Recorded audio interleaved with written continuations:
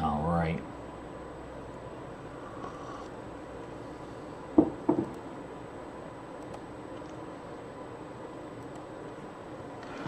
Let's get music started. Let's get the headphones plugged in.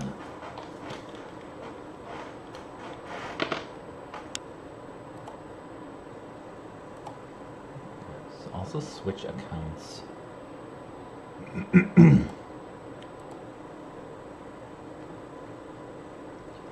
There we go. Yeah, let's do Lo-Fi Cafe.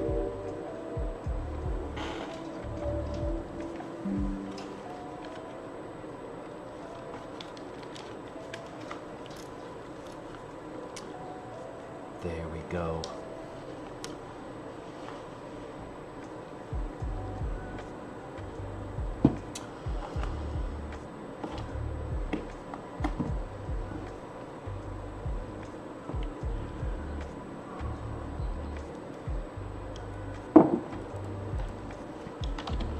First one picked. Perfect.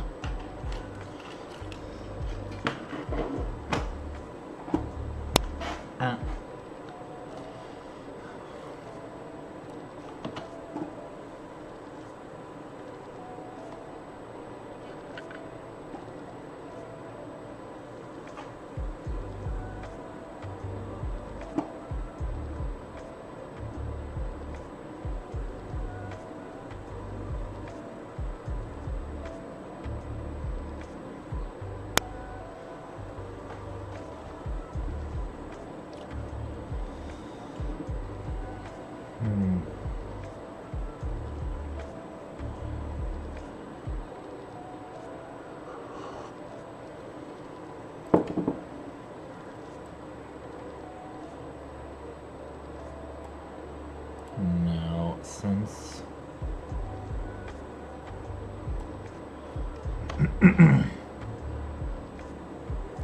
cross that through. We don't want to give him an attribute bonus because it's going to be based off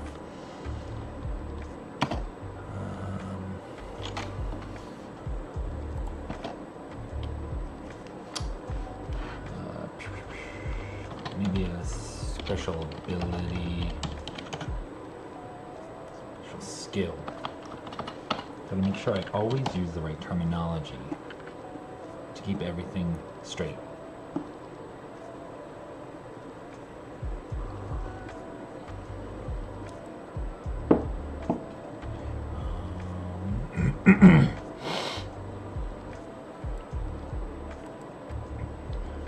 It's just these ideas a little more organized. Why is that? Oh, because it's uppercase. Their own battlefield. I do like that idea. Our weapons tier is more aligned with D6.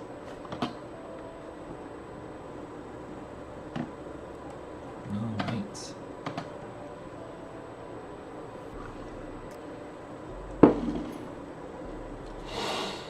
So let's start at the top and go down.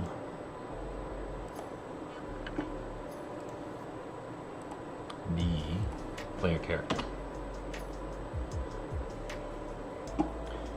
Mercenaries. Just taking everything from massive battles to small skirmishes. The player will become a squad leader and will be able to fight in single combat. Learn very quickly that there is strength in numbers.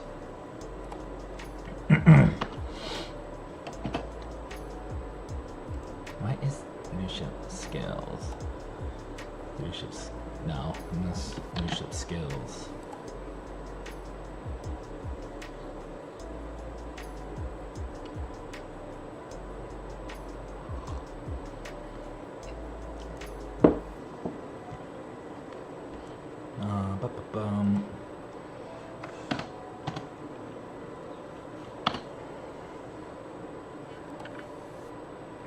Yeah, because right now this is alpha, alpha, alpha 6.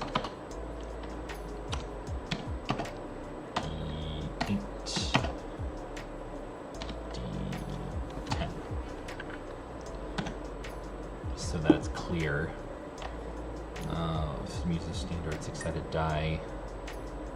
This uses six-sided to 10-sided die for all rolls. Yeah, that works.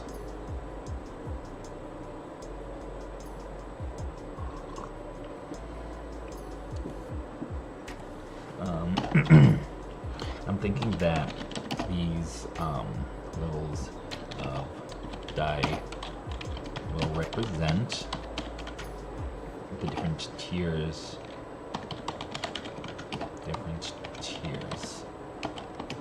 Ability. Like for obviously warriors, that would be strength. You know, strength and constitution, they'd be at the highest tier of that. But for magic users, they would be at the lowest tier. They would use the D6 instead of the D10. I want to make it as simple as possible for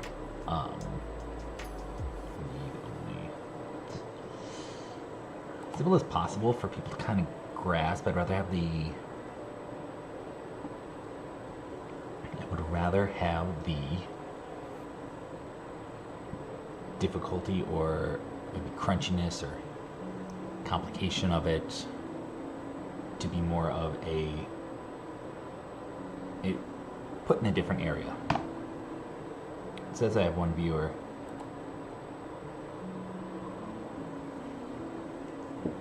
From Twitch. Hello, viewer. So yeah, right now what we're just doing is I'm creating a rule set, you know, for game system for like a tabletop one. It is super basic alpha stage where I just have down the main mechanic. Now I'm going back through. There's some stuff I changed. I'm keeping the main mechanic. It's called the effort system, where you have a certain dice pool for things you can use, and you use those dice to augment attacks, abilities, defense, damage resistance, what have you. You can also use them to bolster different skills, kind of like a resource. They replenish every turn. You use that resource, kind of have to use it strategically. But I'm just going through, because I recently changed it. It was just all six-sided die, but I decided to do, because I want to keep the idea of it being 3-tier. To kind of, you know, keep it as simple. I just mentioned it, having it be as simple as possible, so that there can be complexity in other aspects. So like easier to get into, but then maybe the complexity will grow from there. It just did. Originally, I had just D6s. Everyone used that. They had basic attributes that the D6s would augment, but I changed it because it seemed too samey between the different classes. Why would everyone have a six-sided die? You know, the effort die themselves will be six-sided. It'll just be that little extra push that you can put into an action. But for something like a rogue, his attack would use a D10 on top of whatever his base attribute is, and a warrior would be a D6. They're a little slower, they don't hit as well. Now, for damage, if a warrior did hit, it would do significantly more damage than like a little dagger. But yeah, I'm going back through it to make sure all of the language is the same, and it kind of makes sense. Because obviously I worked on this and I know exactly what everything means, but not everyone will. So we literally just started with the basics.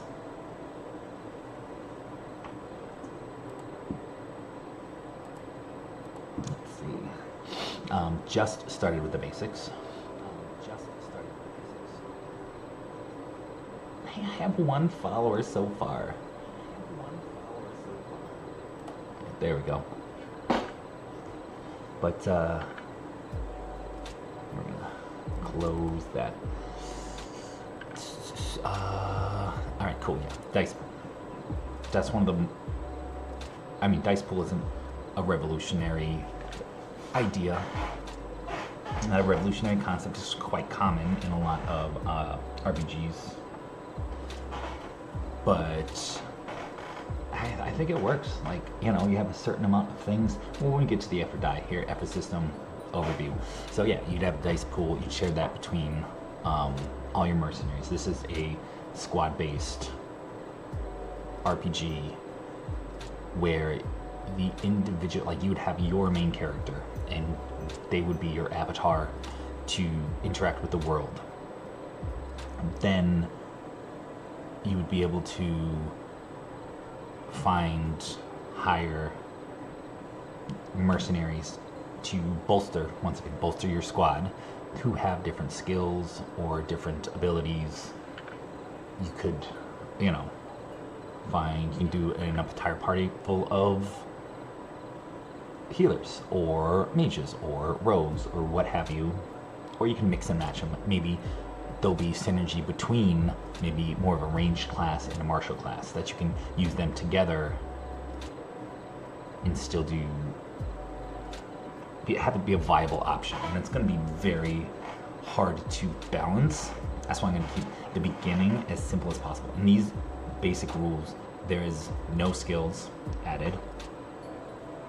There is a couple abilities for each class. The attributes or ability scores and weapons, you know, like a basic combat system. And this really is kind of all just making sure the numbers work out. And I did some data analysis on ChatGPT. Is actually super helpful for doing something like that, and things seem to line up pretty well.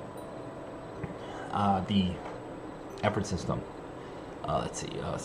Your dice pool. Dice pool is shared between all of your mercenaries. So each mercenary has their own little dice pool. And when you have them join your squad, it pools together. Each player and mercenary have it based on their character's attributes. Vitality. That is your essentially strength, skill, your physical prowess, your, you know, constitution. I possibly decided to name it vigor, but I don't know. Say you had a stat 4, and however high your stat is correlates to how many dice you have in your dice pool. So a character with a vitality of 4 will have 2d6 to use for tasks related to strength and damage. But a rogue who has an attribute of 2 or 3, they only have 2 or 3 vitality. They only have 1d6 for the same tasks. So yeah, the effort system. The dice pool is your 6-sided dice. That will probably stay basic. It just is there to kind of show you or represent the little extra effort that you can put into something, like an attack, like defense. You would have so many per turn, and then as your turn starts over again, they would replenish. Also, we don't have status effects in the system yet, which is something that will be added. We do have, but some ideas are kind of like a fatigue, where if you keep constantly exerting extra efforts, you'll start to tire, and that will have some sort of negative impact on you. I want to try and make it easy for the GM to understand. But I mean, I'll go into the thought process a little fuller later. Yeah, so you have the d6s, and during any active rolls, which we'll get to shortly, a player can select a dice from the pool to augment those rolls for attacks, spells, and you can also use them to fuel special abilities. I think we're going to adjust how the special skills. The special skills work, especially active ones. Because originally it was going to be you would use your effort die to have an ability, like if you have a great axe, you can use cleave through. It's a skill. And that means any successful hit with the great axe can cause the target's armor to be shredded, which will reduce their resistance. You would roll the regular attack, and if that hits, you could declare that you want to cleave through their armor. I don't know if we're going to do this before, to declare.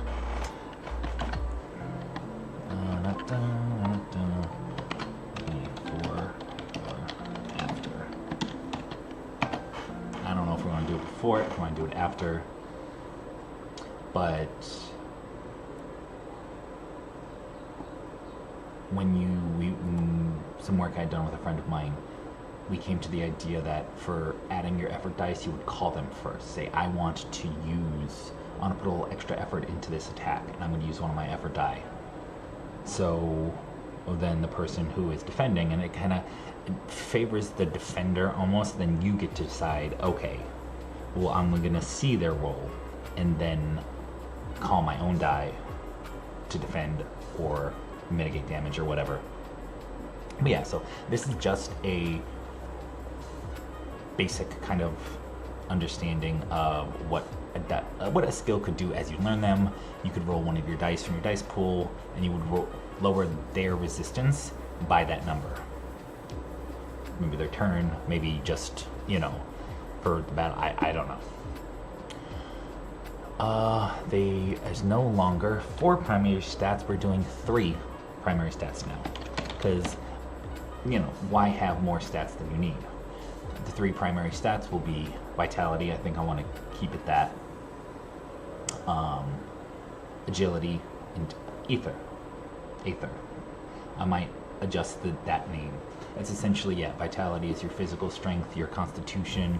Agility is your dexterity, your fine motor skills, your quickness, and ether is your kind of connection to this kind of amorphous energy or magic or divine.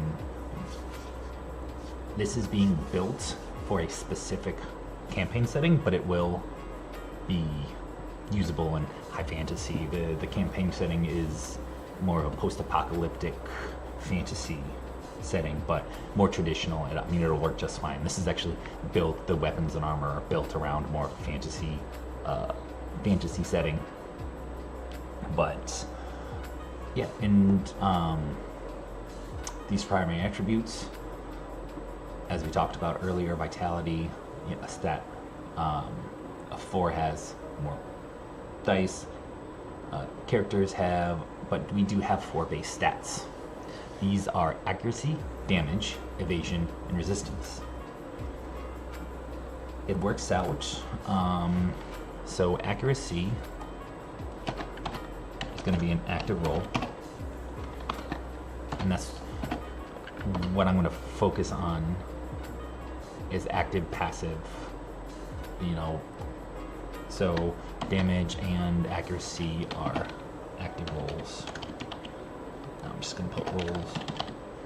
I think I need to define these terms earlier in this. I don't know why I capitalized that. Ugh, maybe I should capitalize it. I'm trying to keep capitalization for specific terms that have to do in this game that are named something.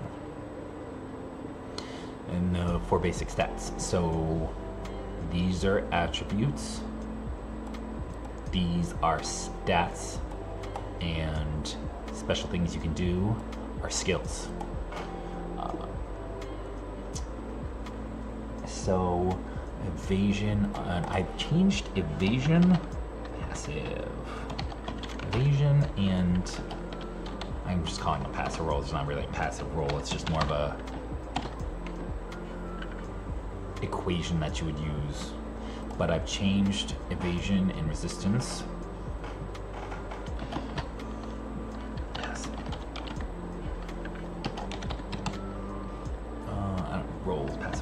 a singular passive role. Bling bong. Why is it giving me, did I spell roll? Nope, right? That's how you spell roll.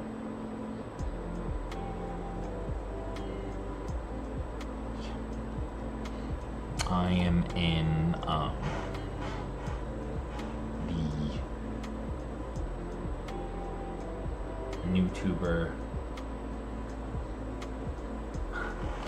YouTuber YouTube gaming subreddits, and every pop-up is just like, is anybody not getting views? Am I shadow banned? Is this? And it's, you know, I've been doing it for a week. Why am I not getting $1 million? Which is, you know, I get it. I've only been streaming for a couple days. I haven't really put anything on YouTube yet besides my live streams. But I don't expect, I got 6 weeks before I gotta go back to work, and I'm hoping that I can get a little momentum in making a little money from my multiple endeavors, because this really just kind of serves it's a means to an end. I don't want to be a streamer. I mean, it's fun, but I'm working on this rule set. I am writing. I am working on a campaign setting. These are the things I want to do more long term. I want to start a little publishing company, publish tabletop RPG stuff, publish fantasy, publish sci-fi stories. I think it would be, I mean, I love telling stories. That's my favorite thing. Stories and learning lessons from the stories. Anyway,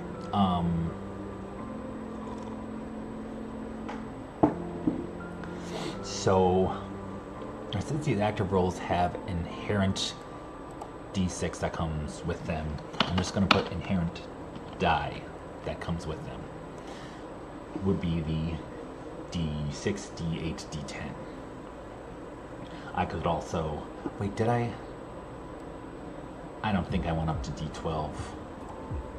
No, I just went up to d10. So I mean, I could do, I was thinking about kicking down the effort die to a d4. I mean, all these dice numbers, I think the base are really good. All the die numbers,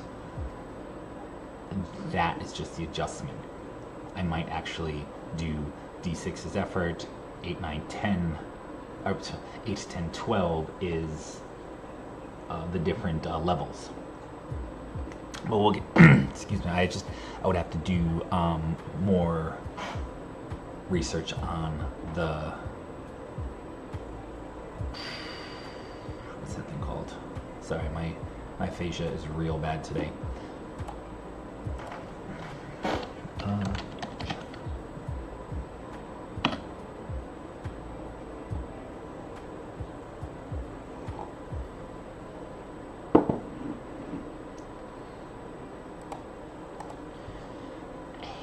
However,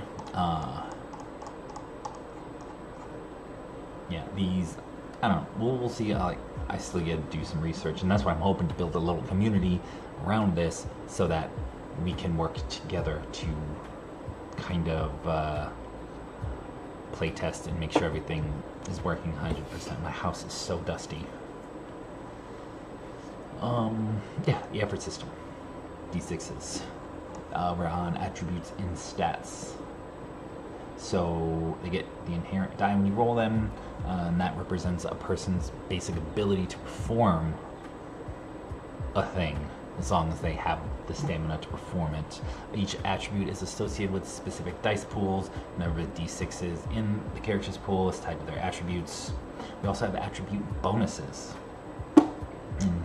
All attributes come with the attribute bonus, which are used for passive equations. Here we go, and I'm kind of trying to take all the terminology. I don't know where I want to put this, if I want to just place it throughout as a person's reading. So the,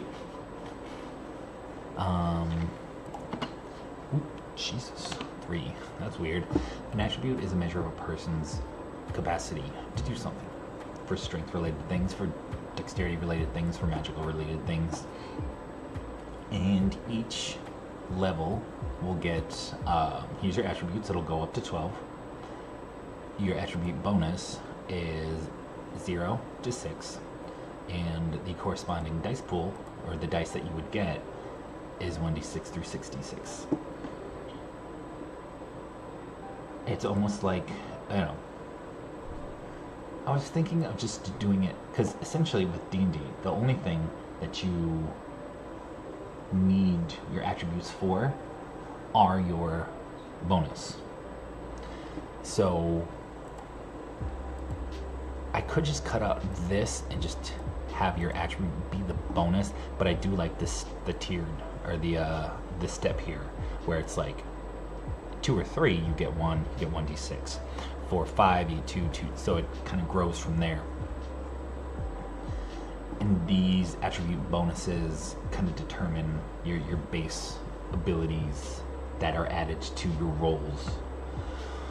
So the attribute bonus is static enhancement gained from them. So now your stats.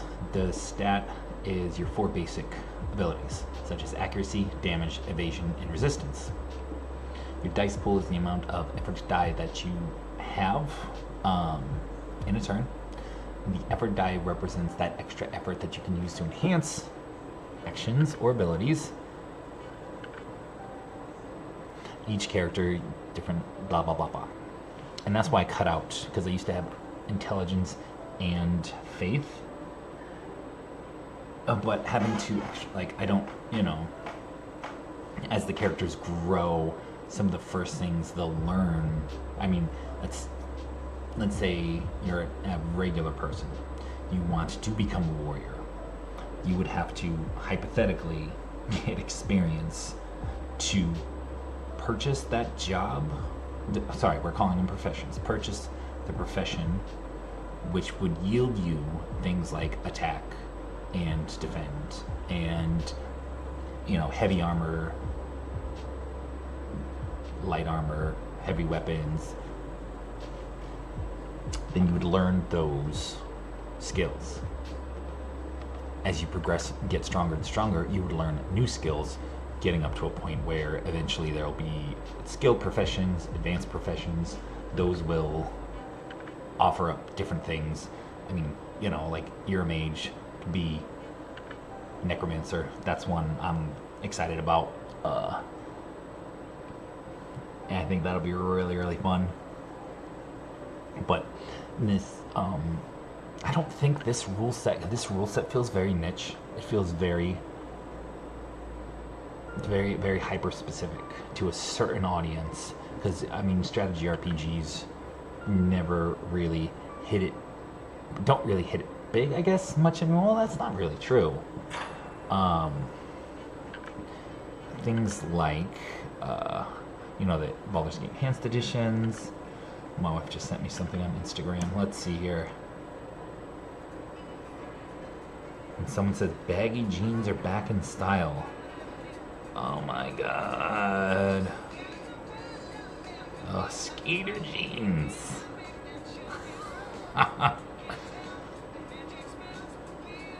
Wow, that makes me feel so old. That makes me feel so old.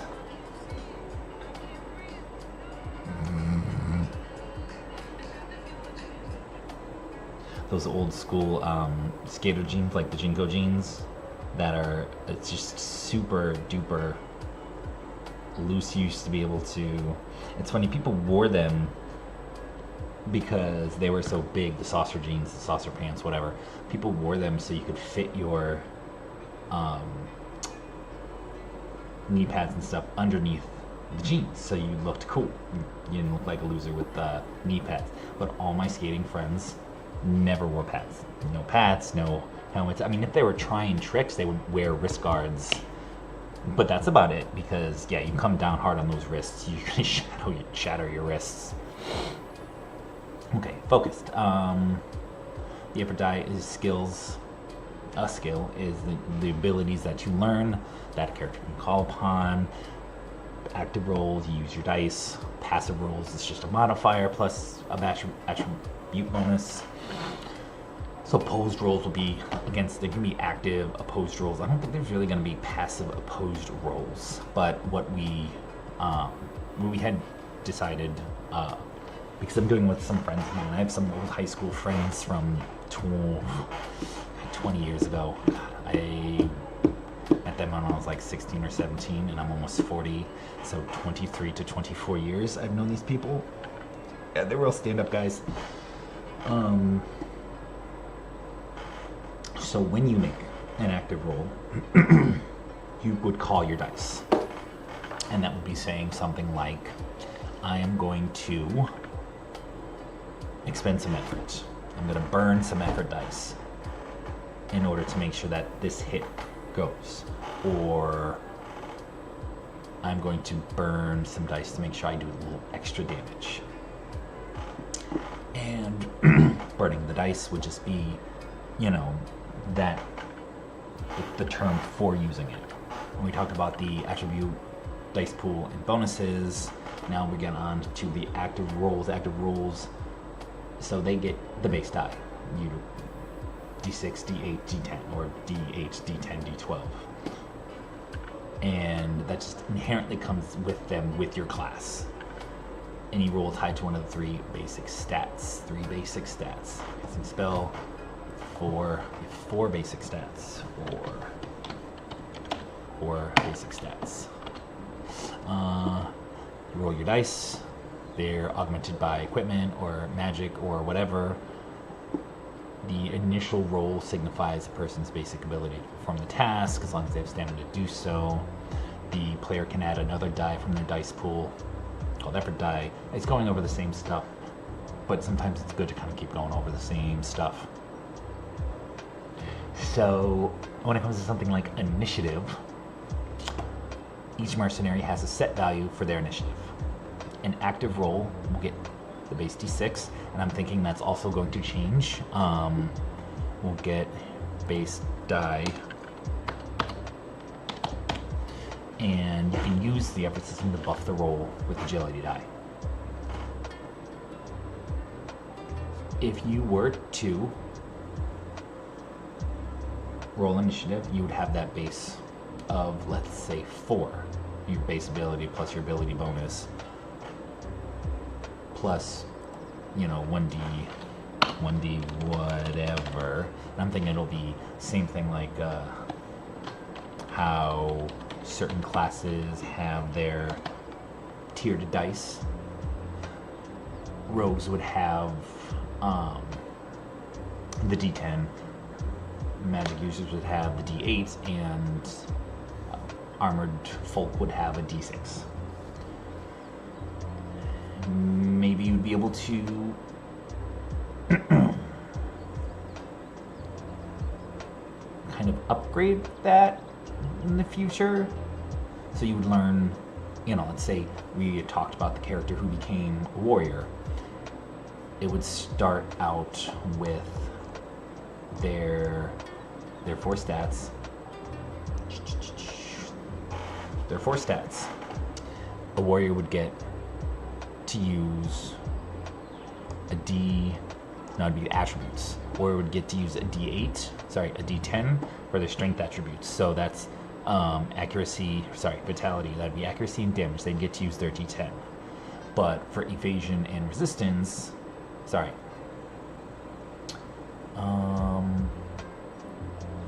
gonna do vitality. Active. So they're accurate. The damage roll would be a active, and the vitality roll, and resistance would be a passive vitality roll. This would be a active agility roll, and evasion would be a passive agility roll. These are how I do want to capitalize that because it feels right. It feels also right. Active agility roll, active evasion, active the passive part. These rolls would tie to your ability bonus, they would help passive, all these base numbers roll. So maybe for a warrior, the one who became a warrior. One of the skills that you learn is combat, is attack, and you learn that skill, and it comes with a D10, or let's say it comes, with a D6. Attack comes with a D6 because you have armor, you're wearing armor, even medium armor, heavy weapons, medium heavy. You could technically use whatever. That's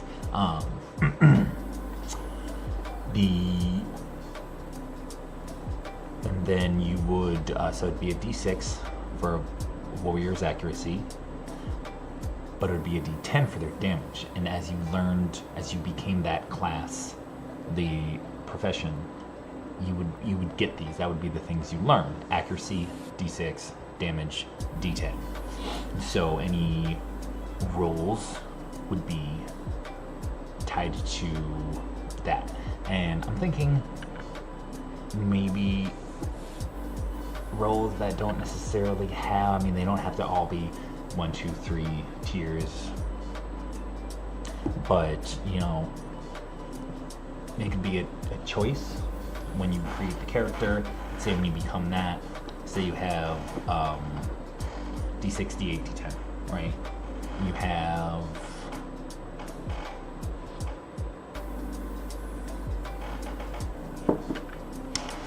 you could choose your secondary stats. I don't know. I'm trying to go through this in my head. Well, we no need to get into the weeds. Anyway, as you became the warrior, your vitality rolls would come with the D10. Your agility rolls would come with the D6. I'm thinking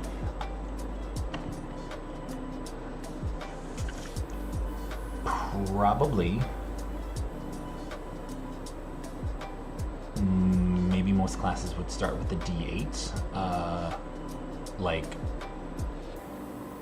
or maybe you could sit on the 3 tiers. Like, if you wanted, your warrior could have the D10 in vitality, the D8 in agility, and the D6 in ether. That would just show your normal aptitude for the thing. Or you could do it as, D10 vitality, because it would always be your main class would have the main attribute. That main attribute would get a D. Maybe, I don't know, maybe D8, D10, D12. We're gonna try and go through it this single time. Update it, because I haven't gone through and updated the entire thing yet. Update it, and then go back and look at it again and say, okay, is this what we want? Is this how we want to do it? So yeah, the initiative, there's also the ability to use your effort die from turn to turn.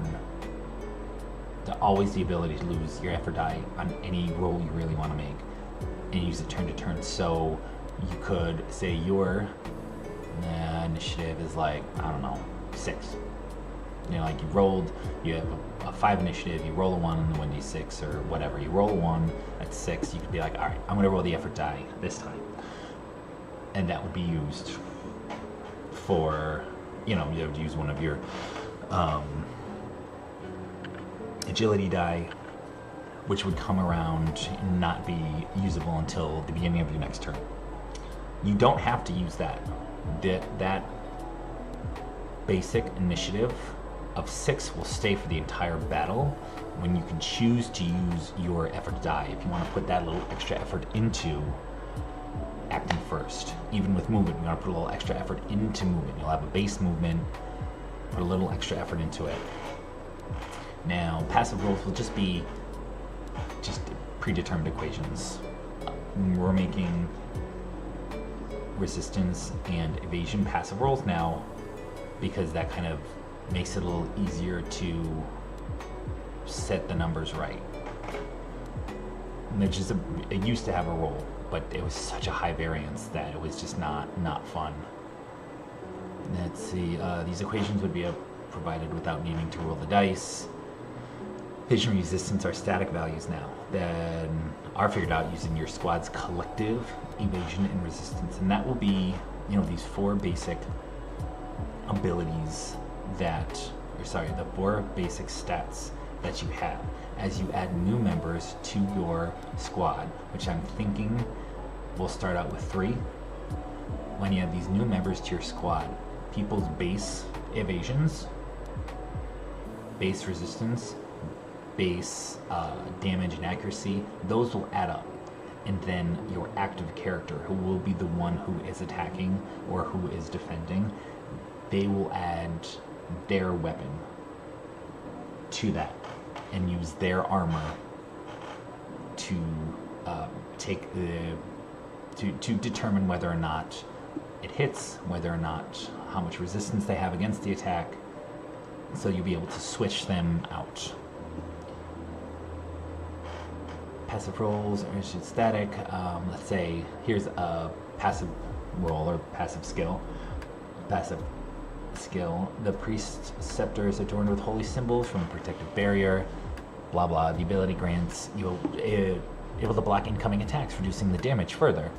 It will provide a layer of defense against physical and magical threats, and the skill would add a passive attribute bonus to the priest's resistance stat,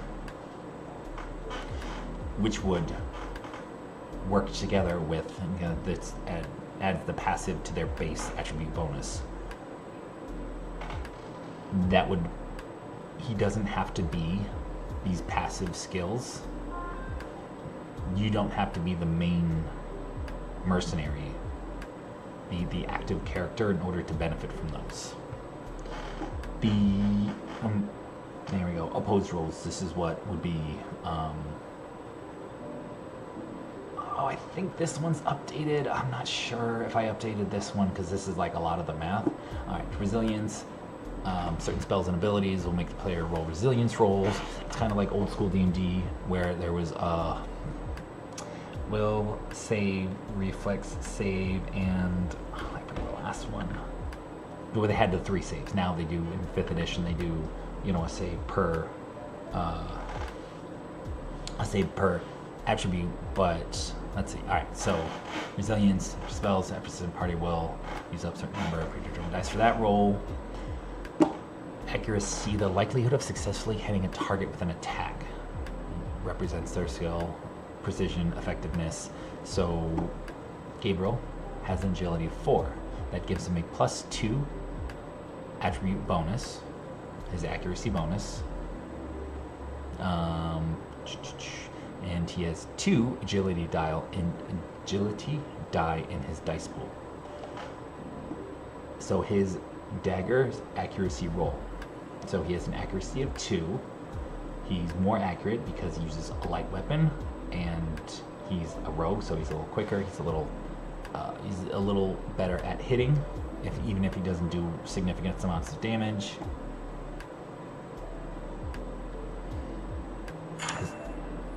So it is calculated by adding a bonus, his base bonus of 2. My wife keeps sending me Instagram posts.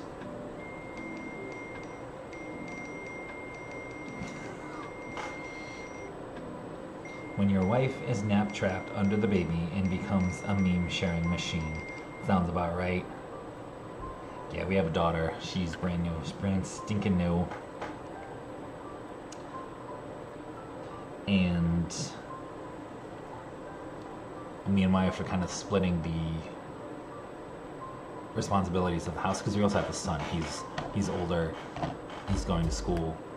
I am kind of taking care of more of that stuff, taking care of the laundry, taking care of the cooking, taking care of the dishes, taking care of the cleaning, getting him ready, off to school, picking him up, making sure he gets his homework done, and she's kind of just taking care of baby. I mean, obviously, I take care of baby too, but she's trapped in bed right now with the baby sleeping on top of her. Which I'm sure is trying, but you know. Alright, so Gabriel's accuracy. So his base accuracy in the D10 would be that from becoming a rogue, that would be the die he would use for his accuracy. that his Gabriel's total accuracy from this attack can go from 3 to 12, depending. And if he decides to roll an effort die, an agility die, it'd go from 3 to 12 to 4 to 19, making him automatically hit his opponent because it's got such a high number. So evasion is the character's, once again, the base stat to avoid incoming attacks. Jeremy wears heavy armor, and he wears heavy plate armor. His static evasion is a total of 5. This evasion value is calculated by adding 1 bonus from his evasion. That's not right. Oh, no, armor evasion? No, that is right. Yeah. This is adding bonus of 1, because the evasion is a static bonus. Adding 4 from his full plate, making a total of 5. He could choose to roll after Gabriel rolled his accuracy. He could choose to roll another one of his agility die to increase it, taking it 5 plus 1d6, so it would be 6 to 11. So Gabriel has about, in D&D, the early stuff with the basic weapons, and I am saying in D&D a lot because that is obviously the pinnacle of RPG, tabletop RPGs right now. And maybe not pinnacle as in the best, but is a pretty good standard. It's something valuable to look at to get an idea of maybe what makes it popular, about the feel of it. You, for a first level character, you have about a 70 to 80% chance of hitting your monster, like the lower level monsters. And that's kind of where I want it to sit. But say it has an 80% chance of hitting Jeremy with his dagger. No one uses their effort die. Gabriel's base accuracy is enhanced by his agility attribute. It almost matches the total evasion. So if Gabriel chooses to use his effort die, he will automatically hit, as the accuracy boost ensures he'll overcome Jeremy's defenses. However, should Jeremy use his effort die to increase his evasions, his chance will decrease. For every point that Jeremy gains from his effort die above 2, Gabriel's chance to land a hit reduces by 10%. So if Gabriel just rolls an accuracy, 80% chance he'll hit. But because Ty is going to the defender. I think Ty is going to the defender. So average of a d6 is 4, so it'd go down 40%. So he would have a significantly reduced chance of hitting him. So the damage equals to about damage is the amount of harm or injury that can be caused. Gabriel has a strength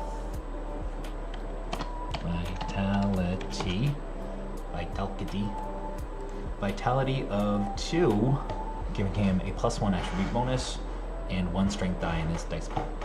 So Gabriel's dagger is calculated by adding the base bonus with an additional 1d6, because a light weapon would have only a 1d6 to do its damage. It's less, this could result from a total damage range of 2 to 7, depending on the effort die roll. You could choose, obviously, roll another one, goes from 2 to 7 to 3 to 13. Now, in some of the playtesting that we've done, I got some feedback that, you could end up not doing any damage to someone. In the early playtest stuff, which someone was just like, that's super frustrating and annoying. I absolutely get that. So we made it so that if you hit someone, you automatically get at least 1 point of damage, because you're hitting them, regardless of how hard you hit them. And that would go up against someone's resistance. So the damage is an active roll, resistance is a passive roll. That is how well someone's armor could protect them. So Jeremy has a strength of 4, it gives him a +2 attribute bonus, 2 strength die in his dice pool, His resistance to heavy plate armor provides a total damage resistance of 7. Jeremy's 2 attribute bonus, and 5 from the armor. 5 from the armor. We're not doing an effort die right now. 5 from armor. Jeremy's total damage resistance very. Yeah, because we're not doing. Yeah, armor from the armor. Oop. So he could choose to roll. Yeah, because this is. I think I had redone the equations, but not redone the wording. Vitality. Nope. Vitality. Vitality die to increase it using the effort. So he would have the base 7, but he could use his die to. You know, and he's got 2. So if somebody hits him a couple times, he could, doesn't have to, use the dice. Making his resistance 8 to 14. Now, Gabriel is faster. He can attack more than once per turn, and he has a significantly higher chance to land a hit on Jeremy, who is protected by the heavy armor. The armor provides a pretty significant damage. So versus Jeremy's damage resistance of 7, Gabriel's damage. So Gabriel would essentially, he would do 1 damage per attack, unless he decided to use his effort die. That would give him, he could do as many, he could do 1 or 2 damage per turn. Effort die adds 3, you know. No, he couldn't. He would do 1 damage, yeah. So no, any roll, he would just do the 1 damage. So if he wanted to do more damage, and I'm thinking probably, because there's also stamina, probably add maybe 2 or 3 attacks per round. I kind of want it to even out as much as possible between all 3, or the 2 different sets of rolls. But so yeah, 7. So he could use his dice, get that extra little bit. 7. So he would have to roll.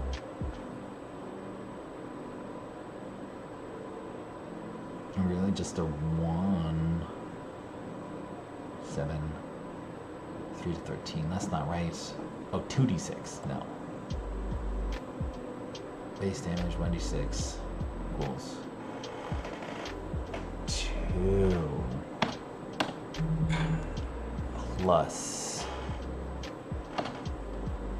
Oh my goodness. Oh my god.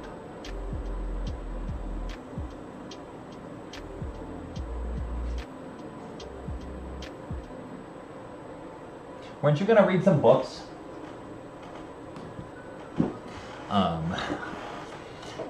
You could choose to roll.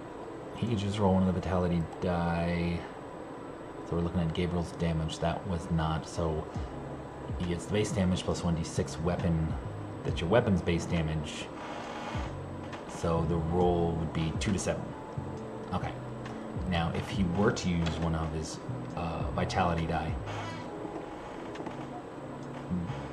make it 2, 3, 8. 3 to 8.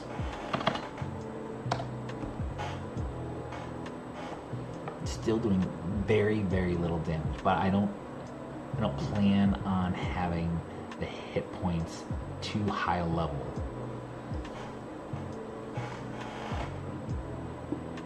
And that'll be the thing. Like, so you'll always do damage, but I want the different, because armor is going to be tiered 1, 2, 3. I want the different tiers of armor to feel like they're actually doing something when it comes to damage resistance or evasion.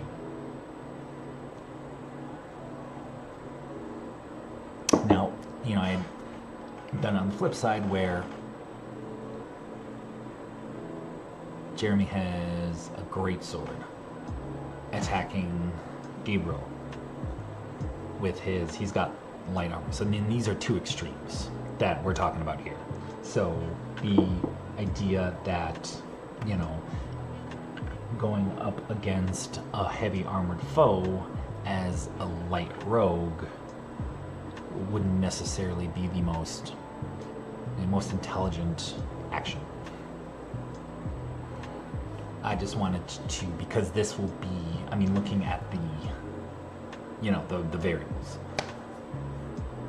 is looking at the ends of the spectrum is really kind of what will get better.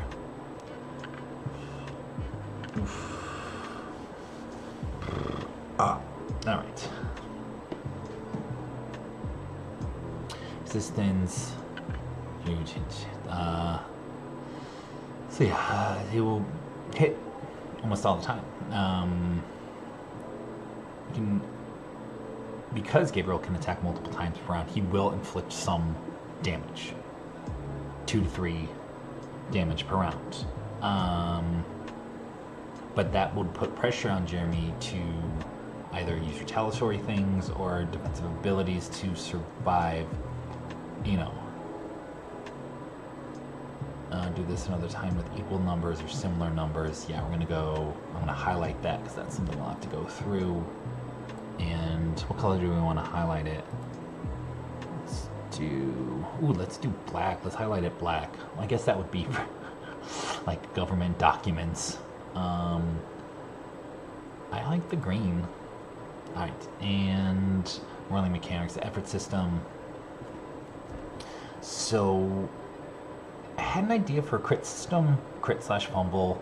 It's where if you roll top 50% or bottom 50%, that would set you up for a critical hit or critical fumble, or critical success.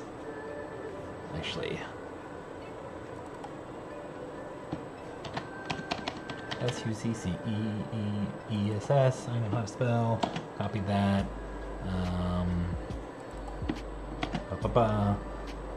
Critical. That's it. Your success hit. Yeah, whatever. That's fine. Well, we're going to be going through this again like a billion times just to update, make sure everything's good. Got lightheaded there for a second.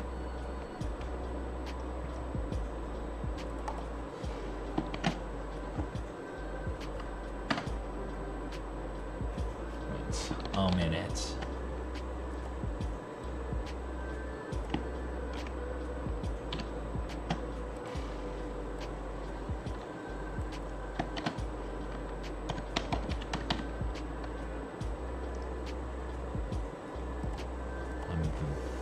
It's not 11.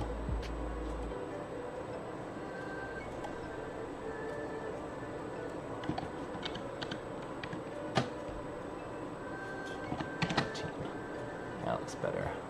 Oh, it's all caps too. That's probably why it looks bigger. There we go. Yeah, so here let's just go through, let's say, critical success, where what it would essentially be is your first die you roll would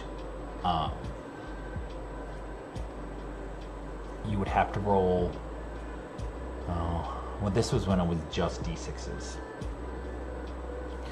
would roll a 6 on your base die, which would gear you up for the possibility of it. Now, this wouldn't work as much with having the tiered dice, because you roll a 6 on a d6, it's a 16% chance, give or take. You roll a 10 on a d10, it is a 10% chance. So your higher tiered, let's say, damage would be lower. Your percentage to do a crit would be lower.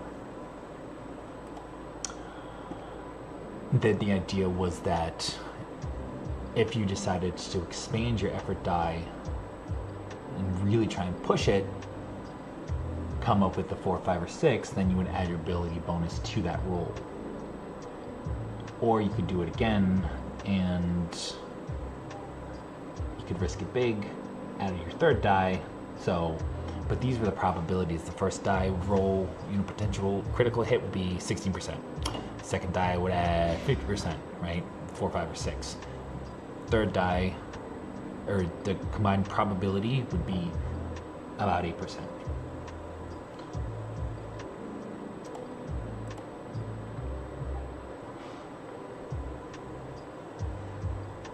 So, I mean, to do a 20 or 1 on a 20 rolls, 20-sided die is 5%. Oh, nobody's coming to see me. Oh, is anybody just like swung in and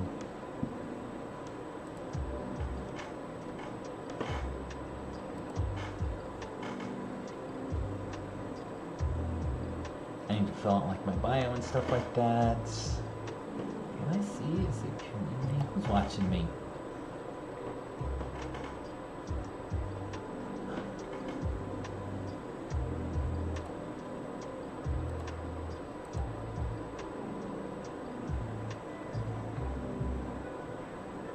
Oh, interesting. I don't know who all these people are. I think I'm my follower.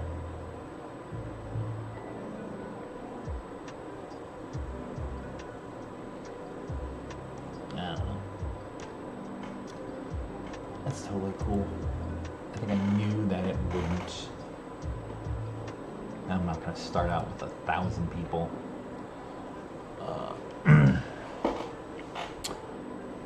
So it would be, the 3 dices, it would change. Let's roll. So 3 dices would change, going down to 4%. Same thing with a fumble. It would work in the reverse way. That would subtract. I like the idea. I do really like the idea of it. But I said it may be too complicated, and I think it may be too complicated because we don't want as much. We don't want too much for the people to have to keep in mind, or the GM. We want to kind of take the load off the GM as much as possible. Also, it feels as though tabletop role playing is going digital, right? It's just so much easier. I get to play with my friends. I mean, I haven't played with them in a month or two because got a new baby, which we're actually this Sunday most likely going to resume our D&D campaign, but I'm able to stay in contact with them and I'm able to talk to them. And we're all old dads who are tired and who work. And it's nice once every 2 weeks just to sit with some friends and talk. And that's kind of really what this campaign setting, what this rule set, what this game system is kind of going for. As I mentioned, the game system itself, I doubt that will be exceptionally popular. It feels niche-y. It's what I would like to play. But I think the campaign setting would be more interesting, more fun for people. And we're of course going to release it with, packaged in Mercenary Chronicles, but also have it for other rule sets because it would just be ridiculous not to. I'm pretty well versed with Dungeons and Dragons, so I could do it in a D20 system, no problem. Convert it over, it would be take almost no time at all. Okay, keeping going. I think we will call, so accuracy, damage, evasion, resistance are all static skills. Nope, sorry, static stats. You will of course have stamina, health, and mana. SP, HP, and MP. They will be determined by attributes. What I'll probably do is, so rogues, like when, just as I had mentioned before, let me put this up here.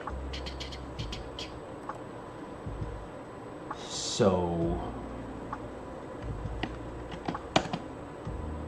with using tiered dice for the different classes,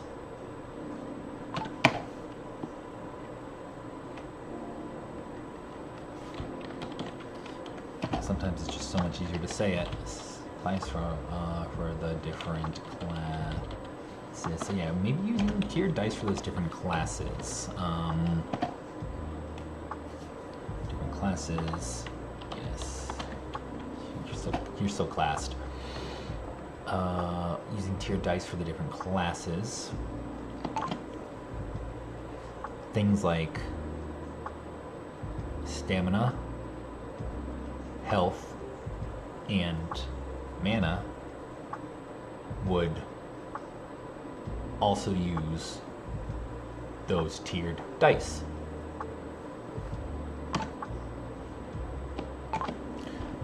Warriors would use a D10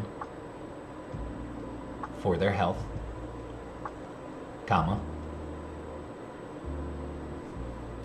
Rogues would use a D10 for their agility. Nope. Their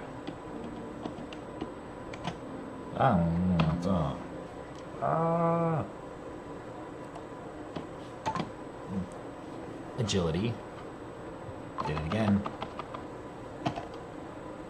Stamina, comma, and mages would use a D10 for their mana. I'm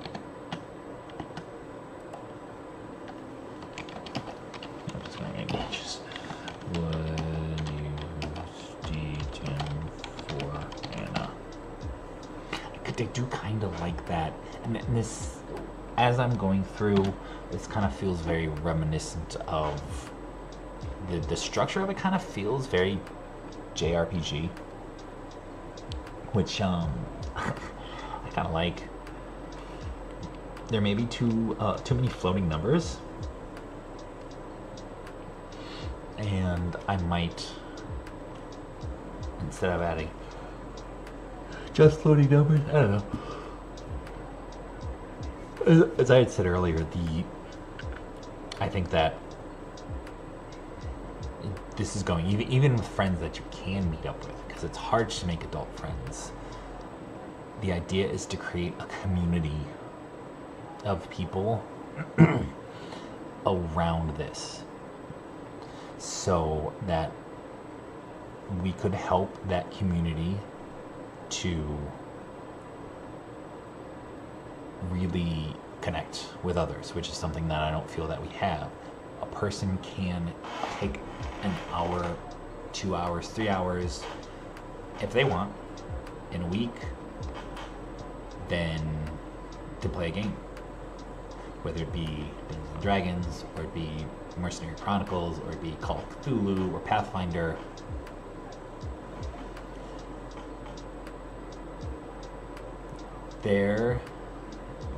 People may or may not have heard of Neverwinter Nights, the games. Came out shortly after the Baldur's Gate games. 3.5 edition, I think, is with their third edition. They used that rule set from Dungeons and Dragons, and they made a second one that, once again, I'm still pretty sure they used the 3.5, that gave the players a robust system to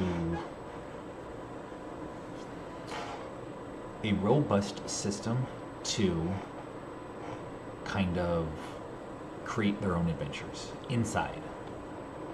It's still being played. There's still people that play today. And some of these, they're called persistent world servers.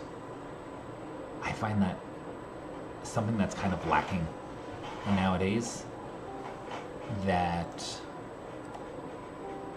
games don't really have, because even MMOs, you see them going into the direction of a solo game with people around you, not kind of the community that they really used to have.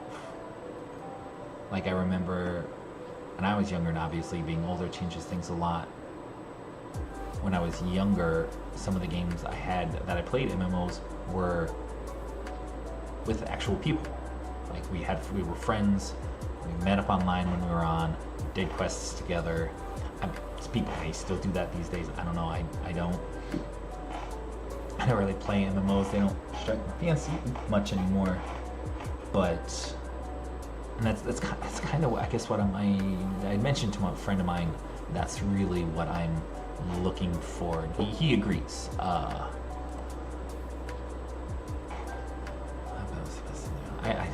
do kind of like that. I kind of want that to happen. To create that community. Because hell, man, I want this to just be able to support me and my family. If I have to stream 8 hours a day, then work another 6 hours after, I'll do that. My wife has worked really hard as a manager at Starbucks. She makes good money, but she has put a lot of the financial weight on her shoulders, and I would like to alleviate that for her.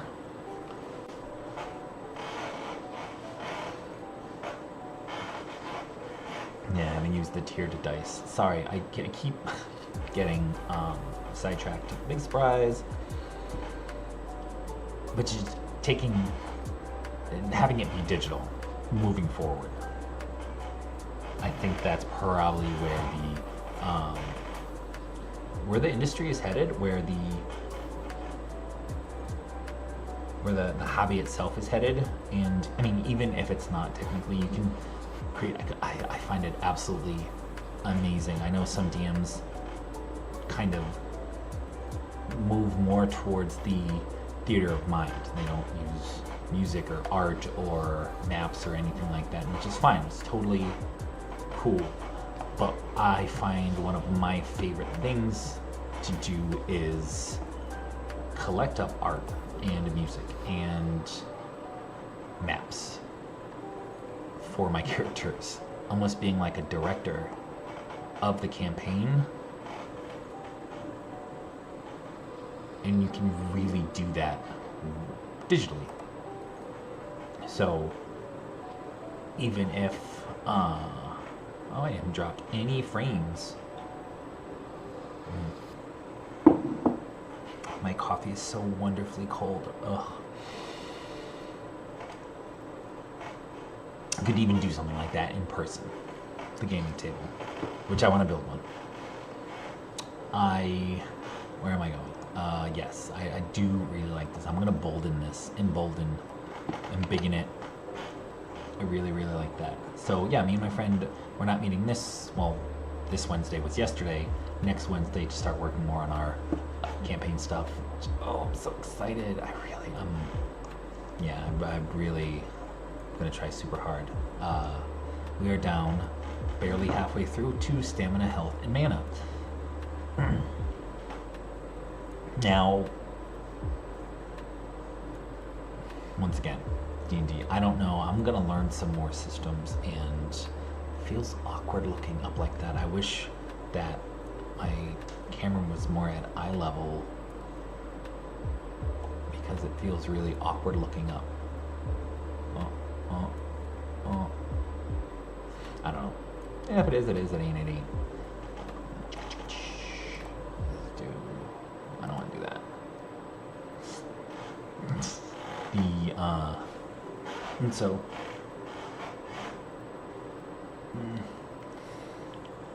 other systems, learn other systems. I've been reading through the subreddits for RPG design, for game design, for all that stuff.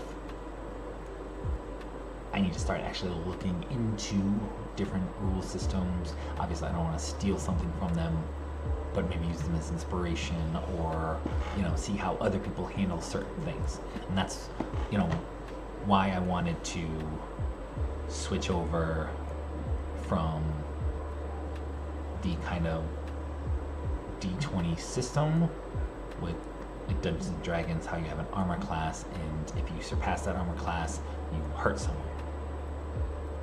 Like I get it abstractly, you know, if you hit someone, then you're gonna do damage. Like you know, but I kind of enjoy the idea of if someone's wearing heavy armor, how are you gonna do? Let's say you have a dagger. How are you gonna do 6, 7, 8 damage to them, just like every time, right? Same thing, vice versa. You have a heavy weapon and you get some low armor, always going to do like a ton of damage. You might just graze them, and that's why I like kind of evasion and resistance, so that it still has the, you know, qualities of this armor is really good at evading people. It's very light, you can move around quickly, but it's not super resistant to blows. On the other end, this heavy armor, it's big, it's heavy, kind of stumbling around in it. Even if you're good, like if you see videos of, you know, people like the HEMA, you know, historical European martial arts, and moving around in that heavy armor, it takes a lot of practice to be able to properly move around in something like that. Not even just walking around. And that's, but, you know, you gotta be able to get underneath someone's arm and get in there with the dagger. And even then, how deep is it going to go? You know, say you stick a dagger right in the chest of somebody wearing the breastplate, how deep is it gonna go? It's gonna go, you know, an inch, half an inch. So, I think, yeah, the tier dice system, that's how I want to do it now.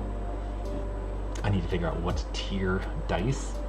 Probably ones, I'll save this as 7.72, and then I'll probably jump off a 0.73 and do it with a different set of die.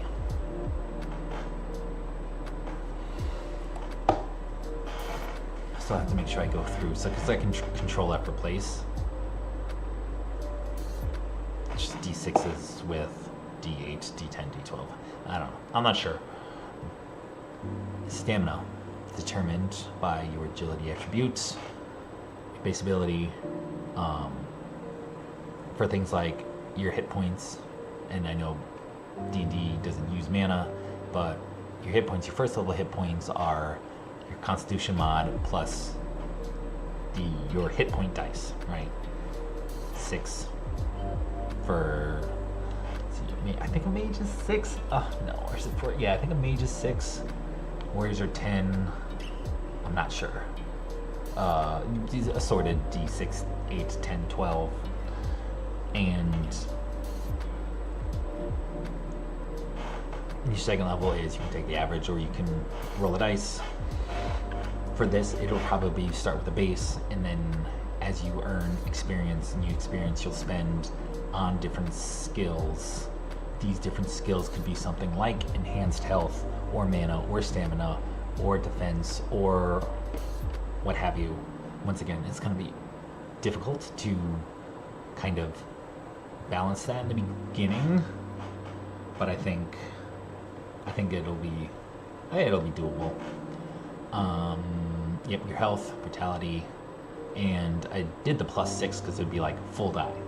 Would be, so for some like a rogue, let's say it's 6, 8, and 10. A rogue would do base ability bonus for his vitality would be, let's say it's 2, so it'd be +1 plus 10 for a rogue. It would be, his base stamina would be 11. No, 12. It would be 12. But a warrior, his base would be, he would have the D6 or a D8, I'm not exactly sure. And so it'd be 8 plus 1, so it'd be 9 for him. So there wouldn't be that huge of a number difference between them. But I'm looking for more things that attacks will be 2, for light weapon, 3 for medium weapon, and 4 for heavy weapon. maybe an extra couple feet of movement would be 1 stamina point, or whatever. Now the original idea, of course, is your squad. That's the main focus is your squad. And that would be your stamina, your vigor, health. Yeah, vigor points sounds weird. Health points and mana points are calculated based on the attributes, and then they're all added up and shared between the squad. Same thing with like your accuracy, your damage, your evasion, and what's it called? Your evasion and your resistance. And so evasion or resistance, your specific character, the equation would be, everyone's base. So it'd be, let's say you have 3 warriors, you have a base evasion of 2. So that'd be 2, 4, 6. So it'd be a total base evasion of 6. Then the active character would add their armor on top of that. Same thing with someone's stamina. It would be maybe, I don't know, I would be adding them all together. I guess I would see what numbers I want to maybe once again, just for the ease of it, and all the numbers together, and all the base numbers together. Oh yeah, hold on, sorry, let's just read it again. Yeah, my pastor's supposed to come over, bring us snacks. We'll bring my wife snacks. So she may make it today, she may make it tomorrow, I don't know. And all of the base numbers together to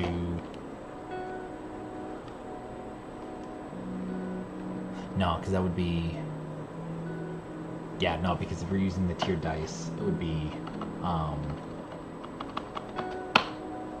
yeah, I kind of want to keep the hit points, the health points, the mana points, and the agility points, the stamina points, all simple as possible. Anyway, so I gotta pee, I'm gonna warm my coffee up, I'll be right back.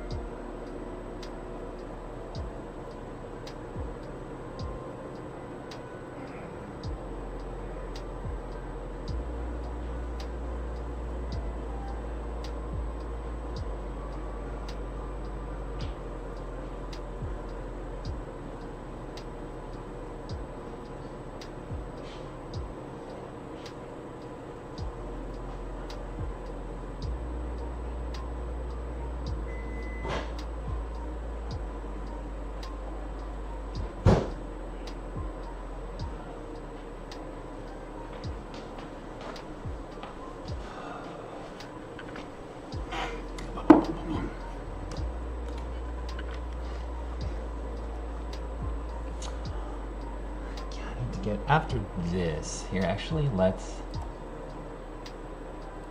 save this. Right now it's 7.2.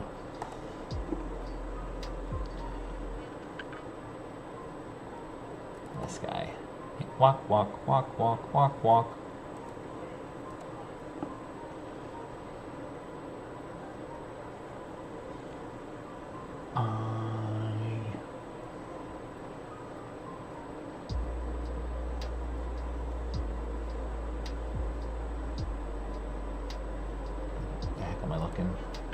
This is what I'm looking for.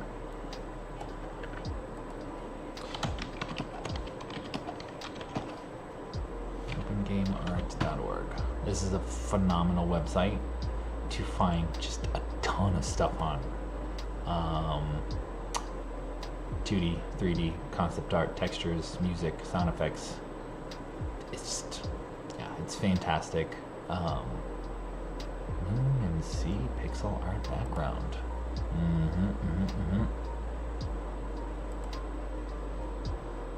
It's more RPG enemies.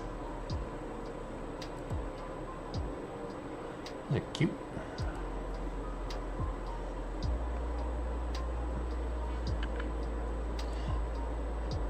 I am here for a specific purpose. Yeah, those are lower quality, low quality.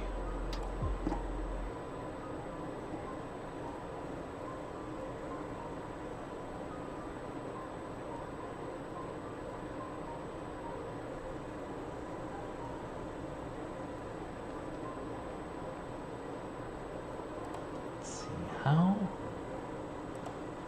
Now I want to create like a little video of a pixel art guy walking around attacking monsters. What's this thing?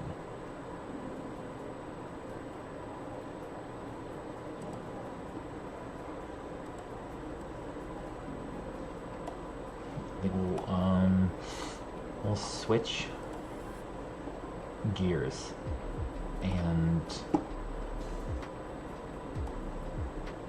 try something else.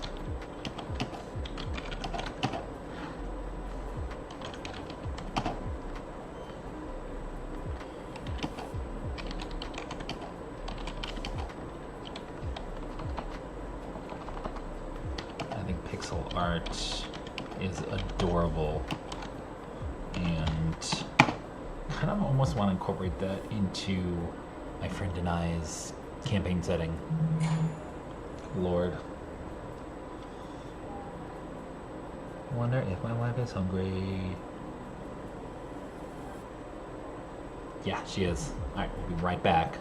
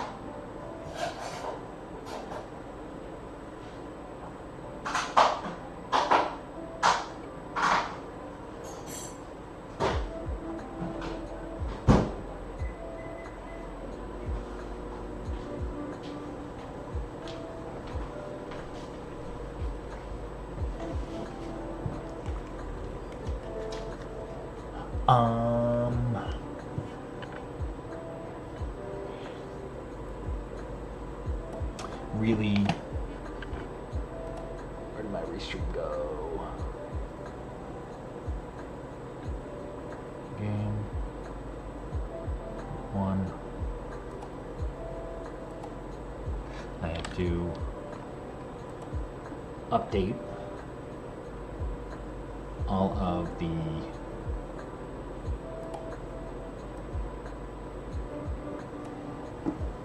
things because I'm moving on to something different now. So let me edit destinations. Alright, so you on Twitch. I'll just go to each individual.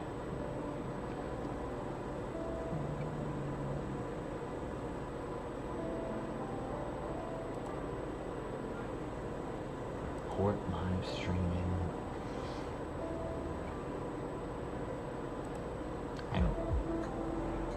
I'm still really new to this.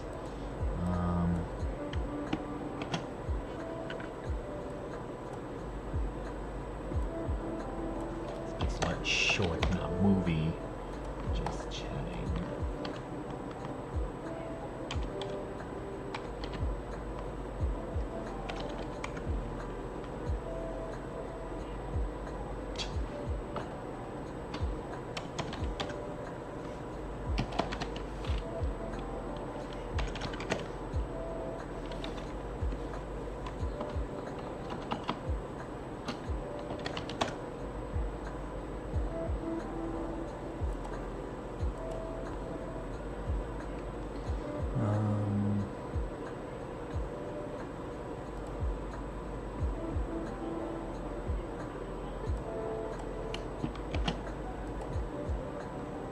Yeah, we're going through it.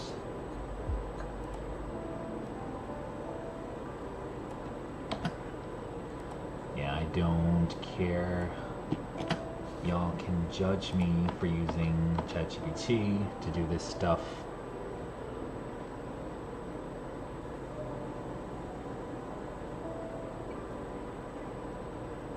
Because, yo, man, come on. I ain't got no time for this.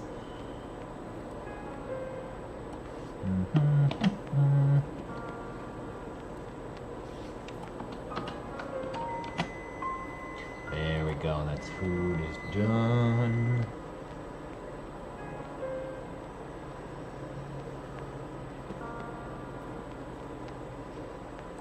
Yeah. So I'm gonna let it sit for 2 minutes.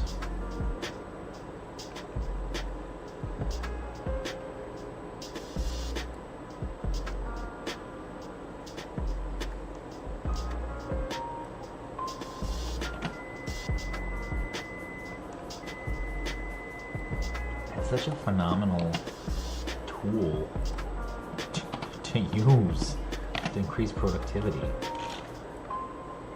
I wonder how the AI haters think about it then. I don't know.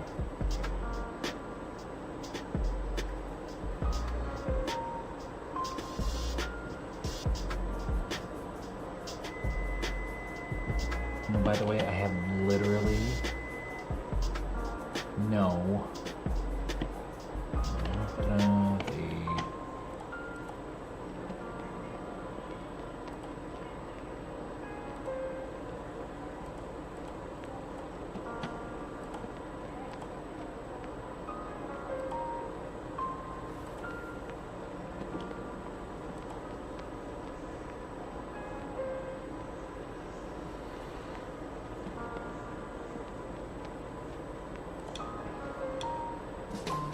Can't wait till Kit gets its act together and starts working with us. Hey, one viewer on Kick. Oh, I think that's me. God damn it.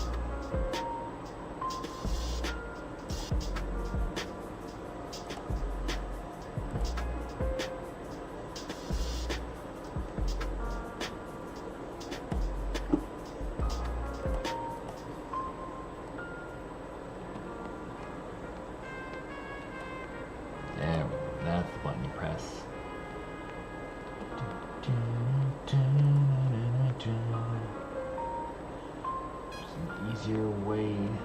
to adjust my live stream. Oi.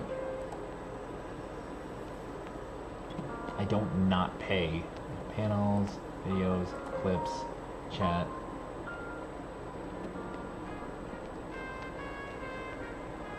Alright, this is bringing up on main. Let's get out of theater mode. Nope.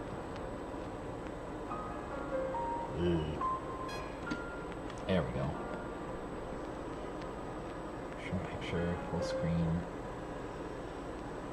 There we go. Where do I have... I have to go to my dashboard? We're still learning.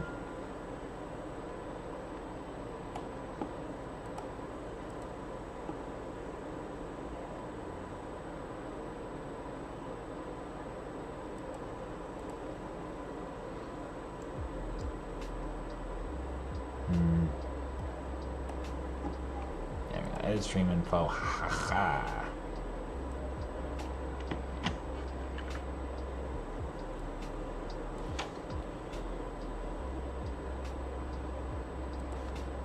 Sure. Movie. It's a strong. I think this is. I don't know. Here, let me get my wife stiff.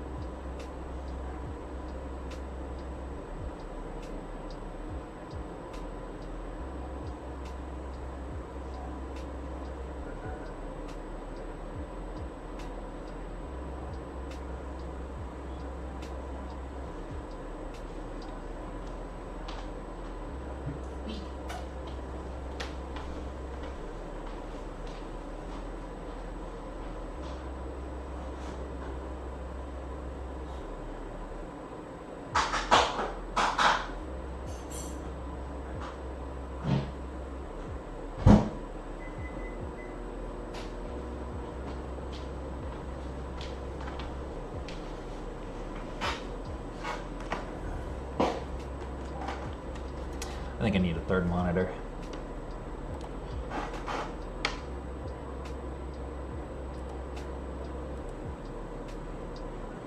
I don't think there's another person actually watching me. That'd be cool if it was.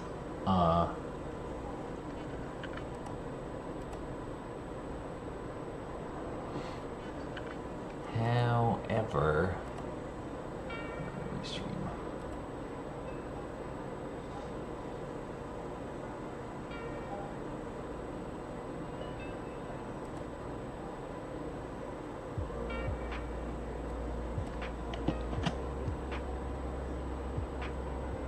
Oh my goodness.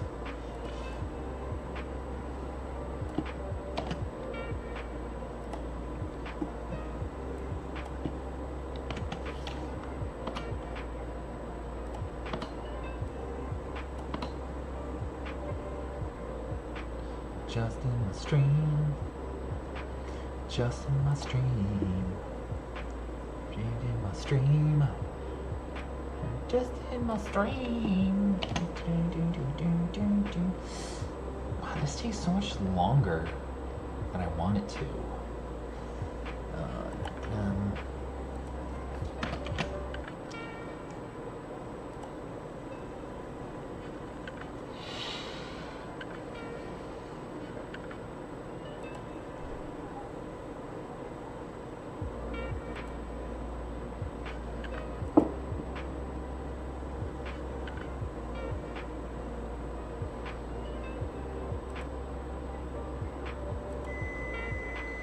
do we edit? Edit Twitch live stream. I don't want to do clips. Info panels. It's very, very unhelpful.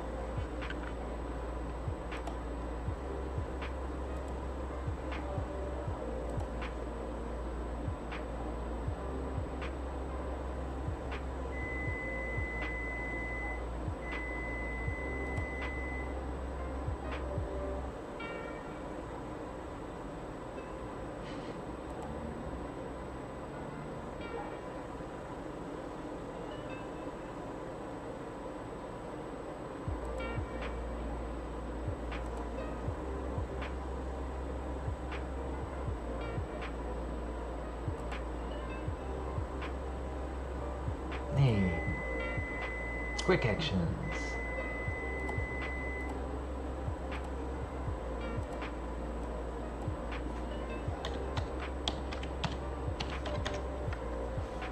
Pixel art. Shorts.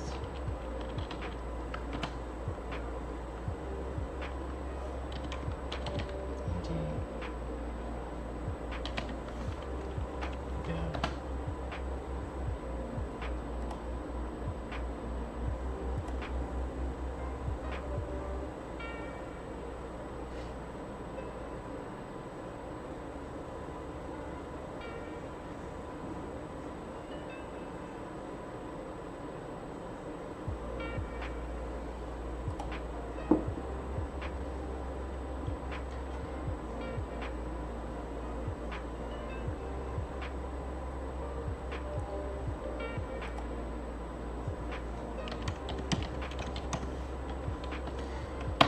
There we go. We should automate that process. And there we are.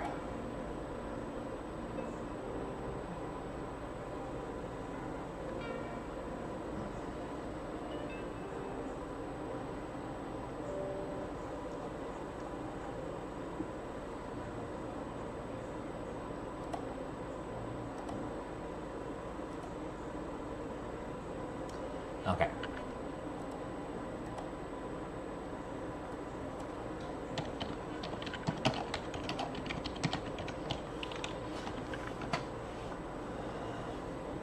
Editor.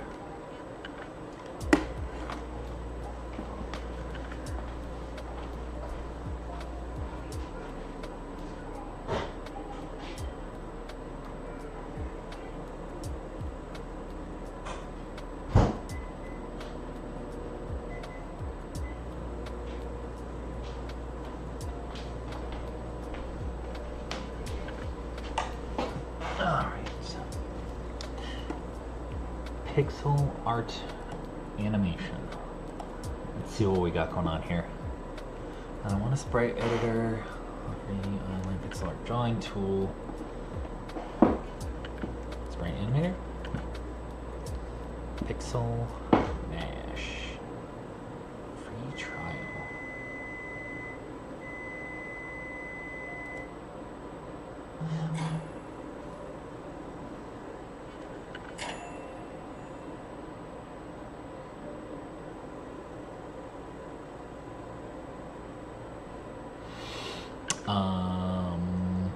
Well, actually, let's look up. I know how to use GIMP better. GIMP pixel art. I know.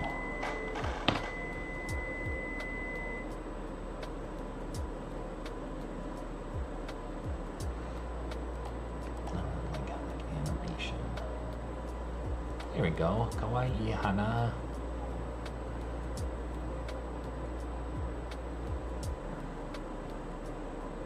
A, plan B, opening GIMP. Oh wow, this is an old one.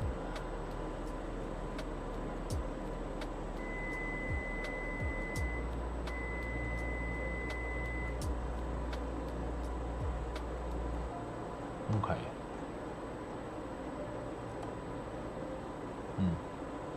Be right back again.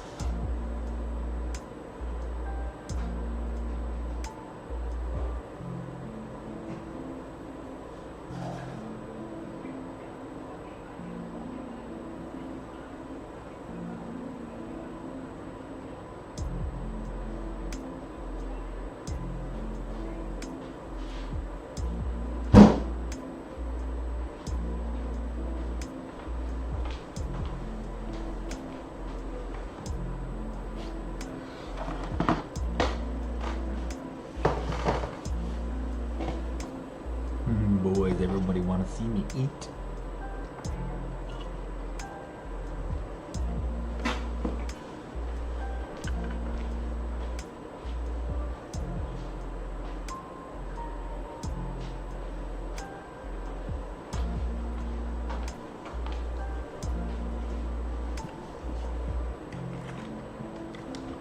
So what we got here are called factor meals.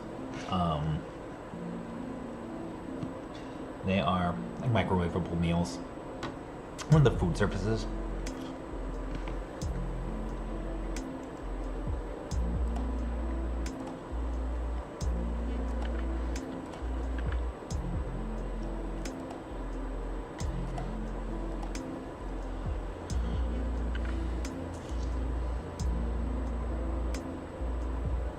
Universal Sprite Editor.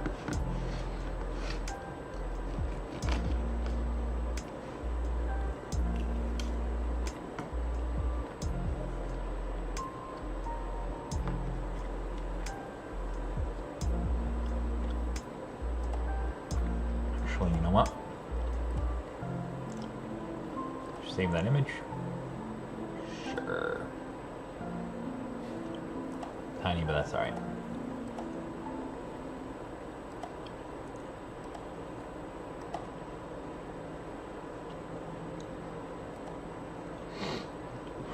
Go to our download folder. This is tiring. I'm doing this all day. Open with GIMP.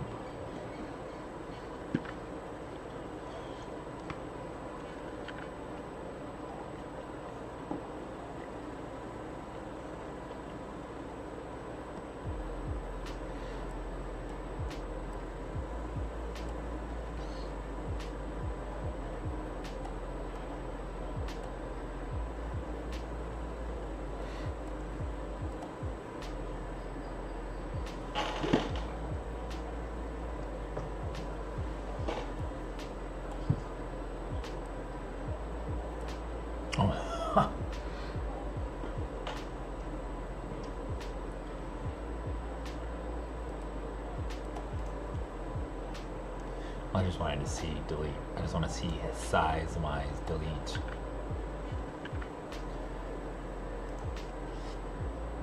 Because I mean, I'm talking like super duper simple thing here. Nothing crazy. Walking around, killing monsters.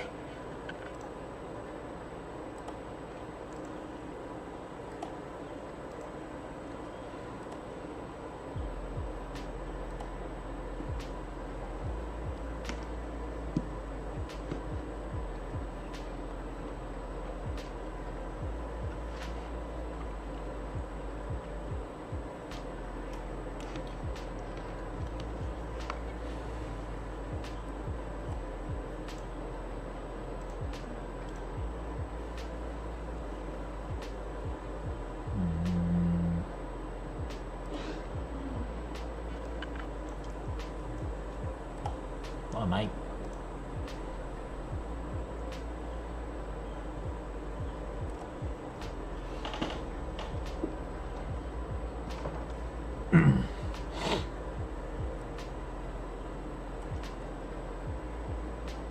Alright, I mean, it looks like... Oh, no.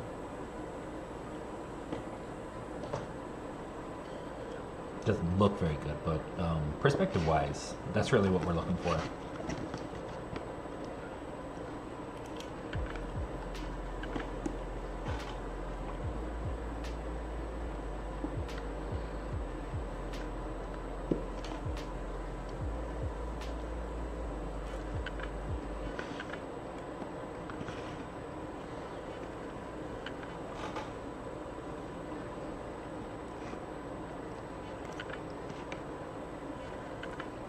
These things are so good. Oh, it's gonna be really disgusting and rinse it down with some coffee. It's gonna be awful. No one's gonna have a good time. Yeah.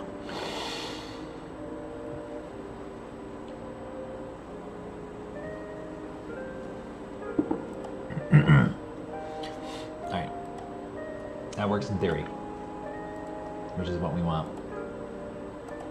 There are no bad ideas in brainstorming.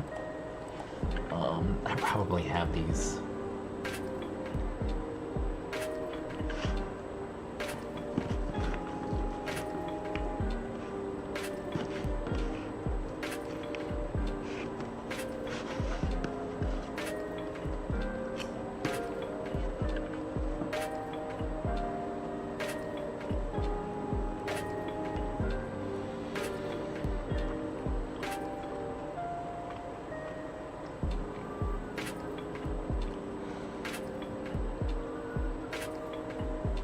One thing that drives me nuts about the site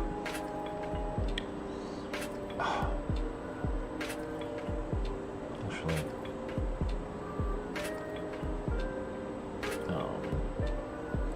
it's just the layout of it. I know it's not there for me. Let's just drag search. I probably have a ton of these. I don't think I have any post-apocalyptic ones. I did download a ton of isometric art. I use a program called Foundry for, I mean, I just think that the art style is cool, but a program called Foundry to play D&D with my friends. There was this module that made the battle map isometric. I thought it was really cool, so I downloaded a ton of isometric stuff.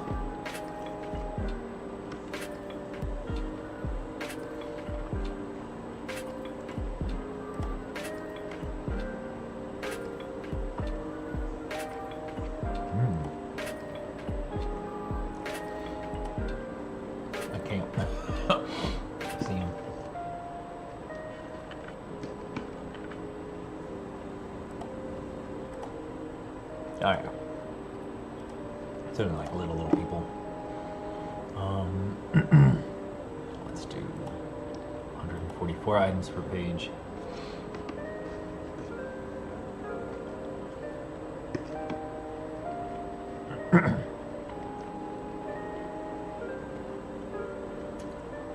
It's really hard to tell what is what.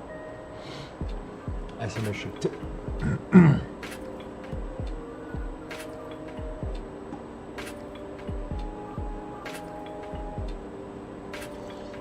city. What's this guy looking like?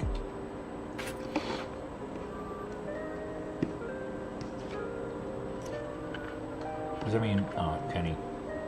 I mean, he's good. It's really good. He does really good stuff, but that's not what I'm looking for.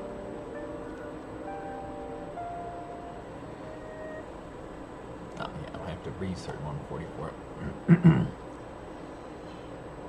Night.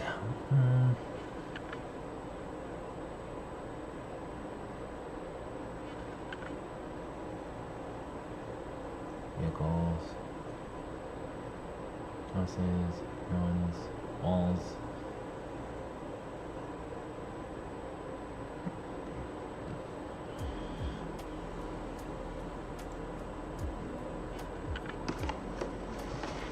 I mean, that one just looks that one just looks cool.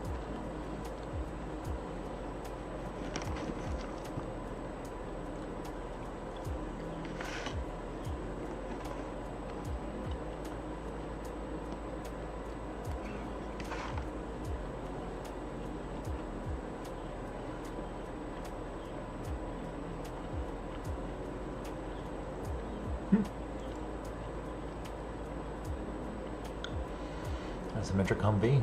I mean, spaceships. Thank you, sir. Small castle wall, more spaceships. Let's do a dungeon one.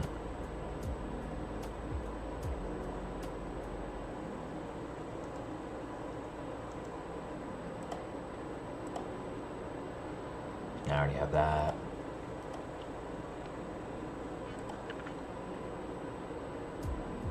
Oh.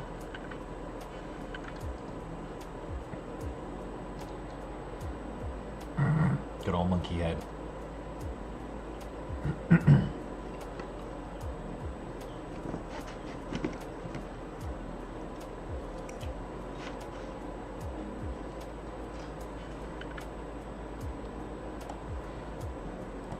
God damn it.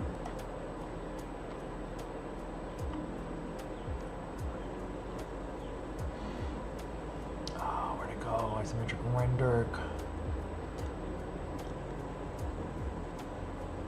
That's really cool looking too. Ship. Props. Small.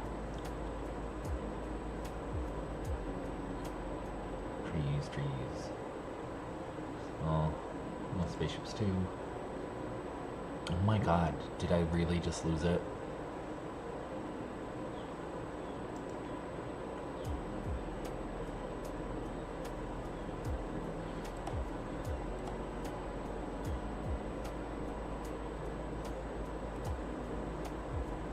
That's actually kind of really adorable looking.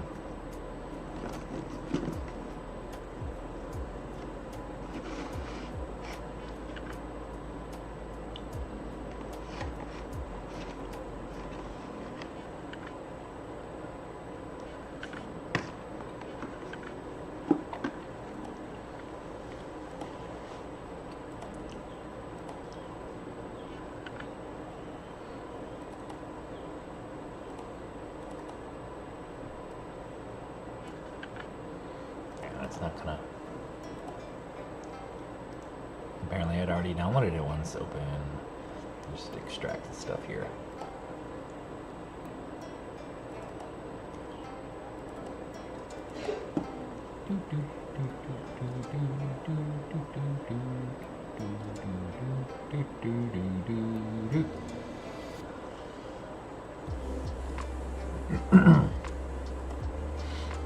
That's something, just like it. Like an infinite door kind of thing.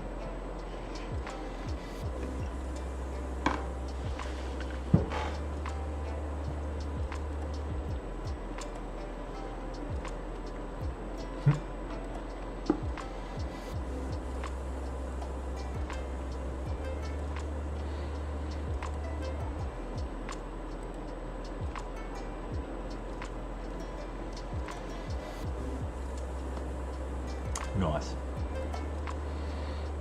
Go on B. Spaceship.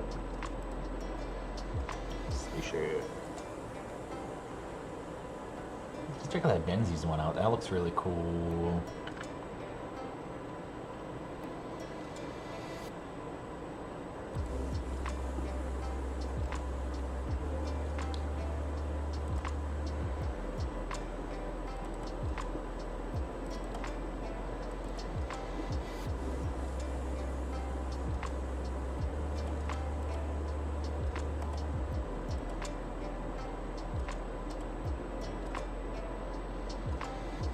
These are really neat.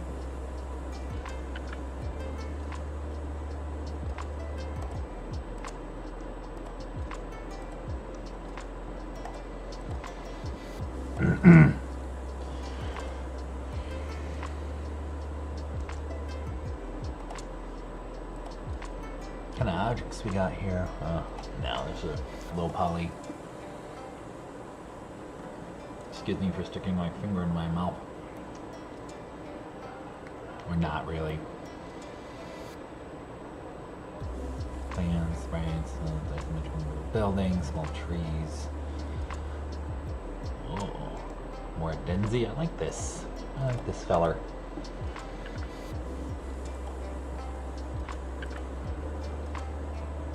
Let's get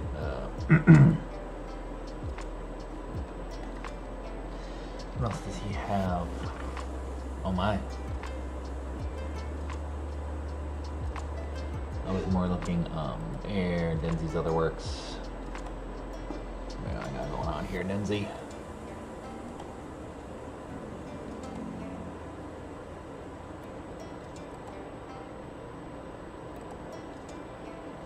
That's like top-downy stuff.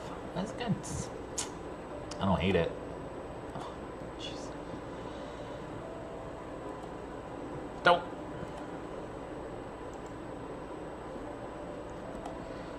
There we go. Denzi's other works. 2.5D, symmetric, roguelike tiles, public domain art, whatever that is. Sure. Yeah, let's just get all this stuff. Orthogonal, side sci-fi tiles, dungeon crawl. Super. All right.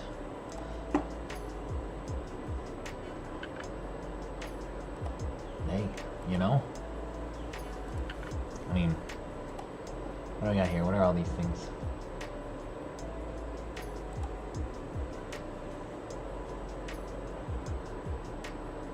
Ooh.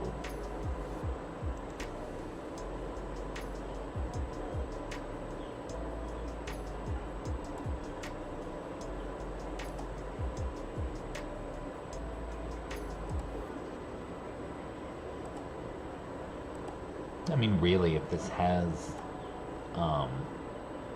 any sprites that could be used, yeah, it's a little too overhead. Whatever. This is the one I got.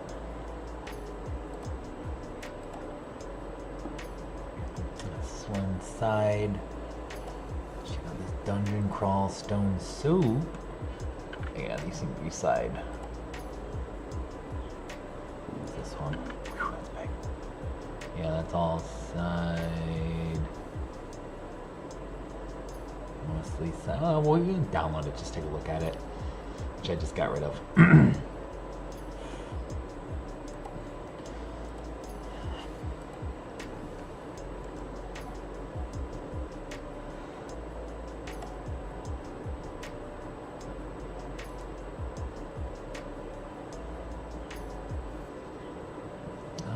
Where are we at? Okay. Simple isometric test character. Tiles, blah blah blah blah. Birch tree. I mean, maybe the kind of the cutesy stuff.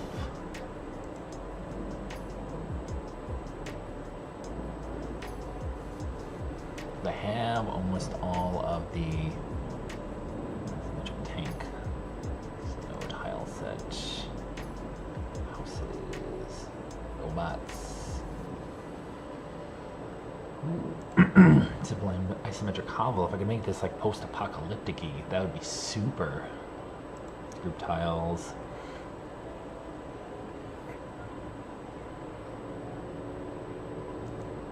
Thing. I mean,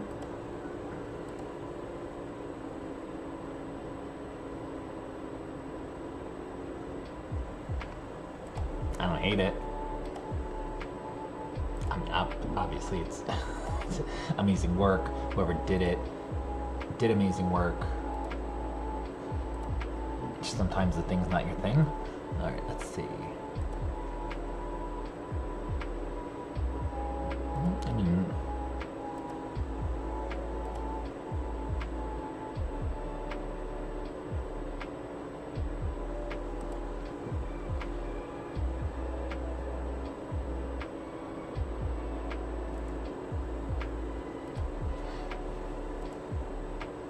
this one.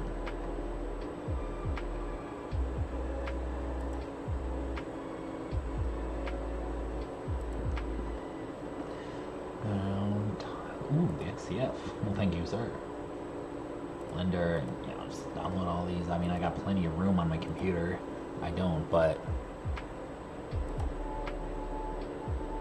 well, they walk.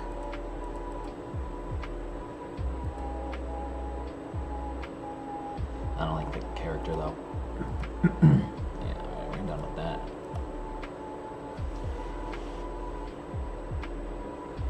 But of course I cannot get stuck, Forbes, into the finding a billion concepts. Symmetric city road? What kind of city road is this?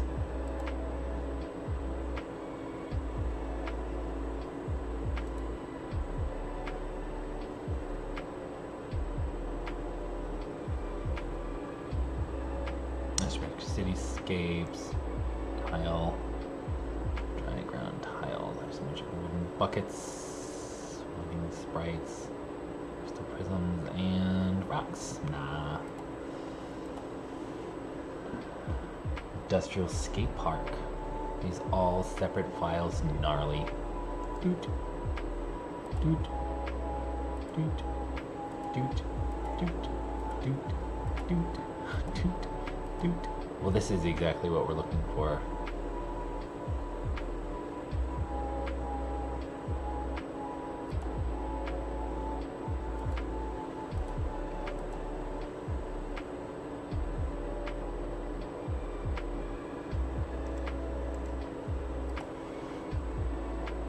Cyberpunk and grunge. Take a look at these guys pulled out.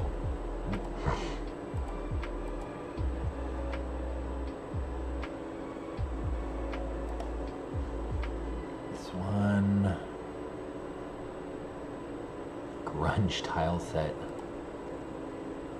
Yeah, no, that's not what we're looking for.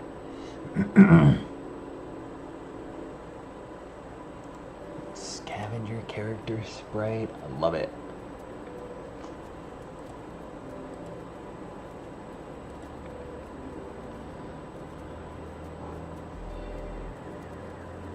Let's see. Mercenary Chronicle. We saved it. Close it.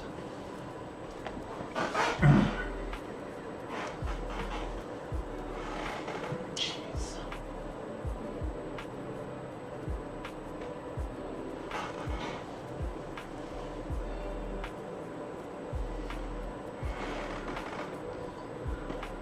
So random.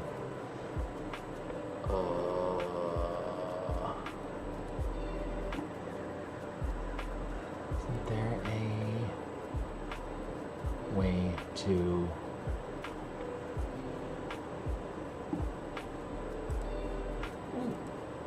we'll get it. Character portraits, 3D corridor walls, sound, Cyber City, scavenger. Let's check out what 2D art.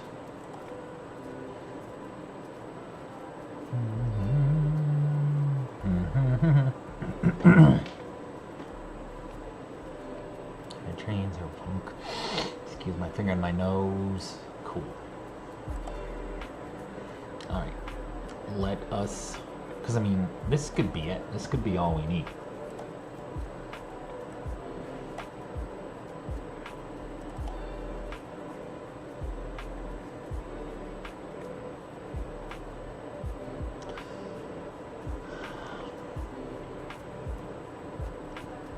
Doesn't much look like an actual skate park to me.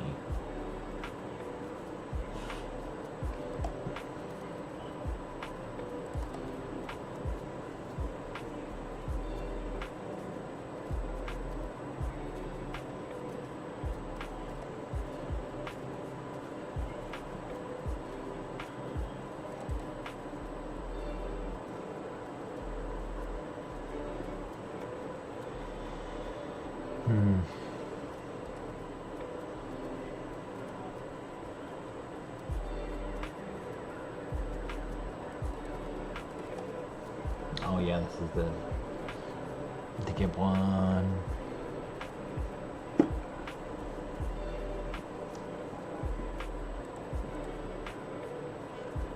Ooh. I'm not exactly, I think these each are individual things. So you could like put that or add that one or do this one or do that one. Do like dirt underneath that, or we could do that. Okay.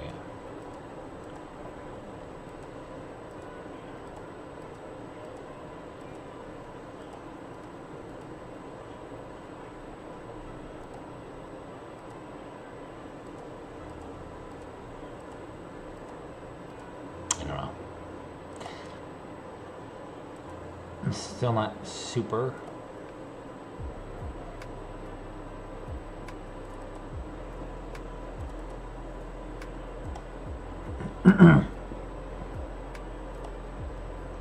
where is that adorable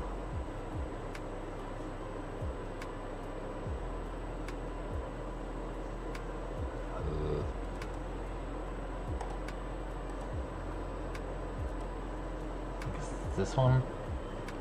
Yeah, it's this one, this thing.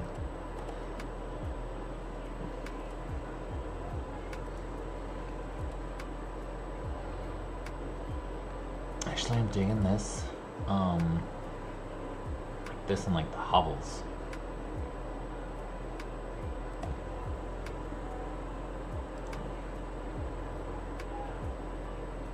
So if you do something like that.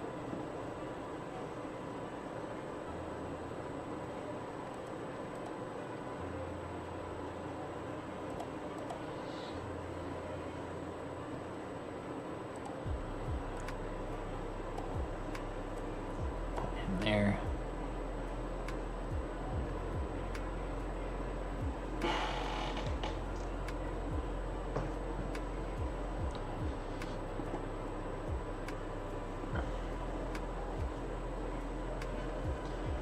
I think that'd be cool. How much does he fit though? Because I mean, yeah, literally, I'm just looking for. Actually, let's see.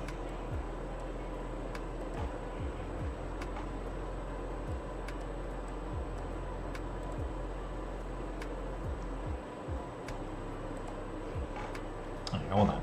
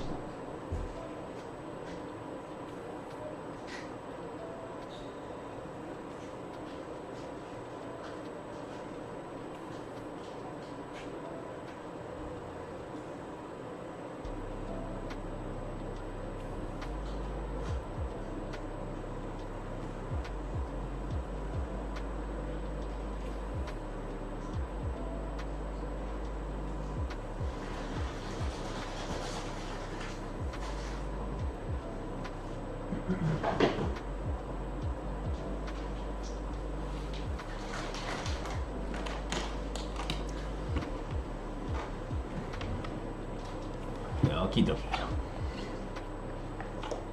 There, it's back. Okay, so if I were to copy this,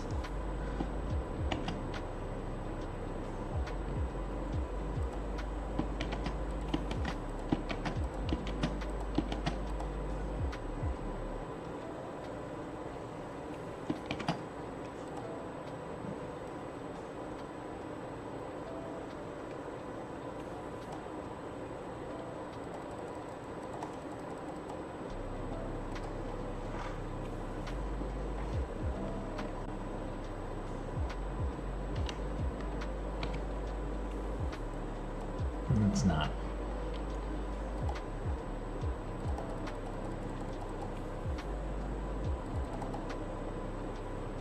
So if we take what would be the background and put it after every frame, that's probably a much easier way to do this. Yeah, like I know GIMP, so learning another program to learn how to do this would kind of be a pain. Yes. Okay.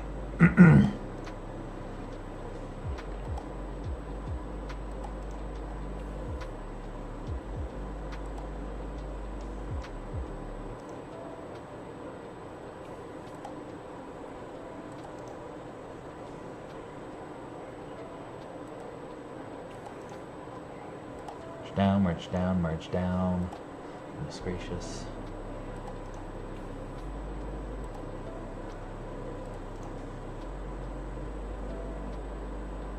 Merge down. Super. So now, if I export this, export as on my desktop as, let's just say, walking wall GIF.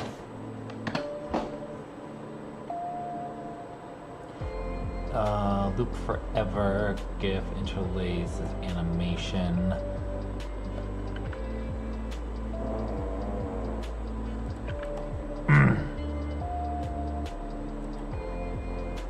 Export that. Oh.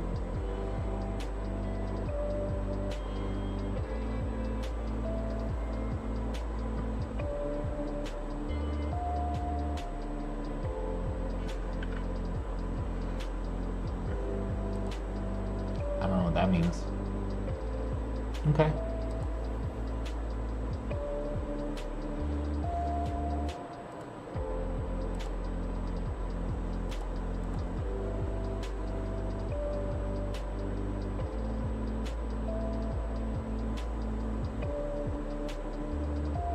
Okay. That means something. That means something. It's just telling me it can save. Export. Export RGB color images. Convert index to color. Let's Google that.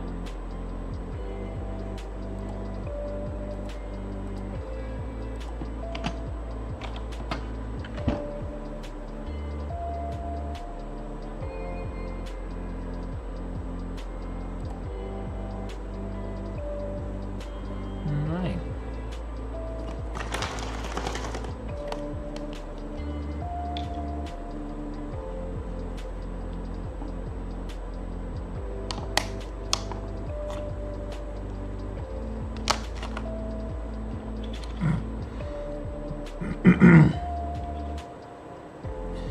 The image tab. Gotcha. Gotcha. Mode. Oh.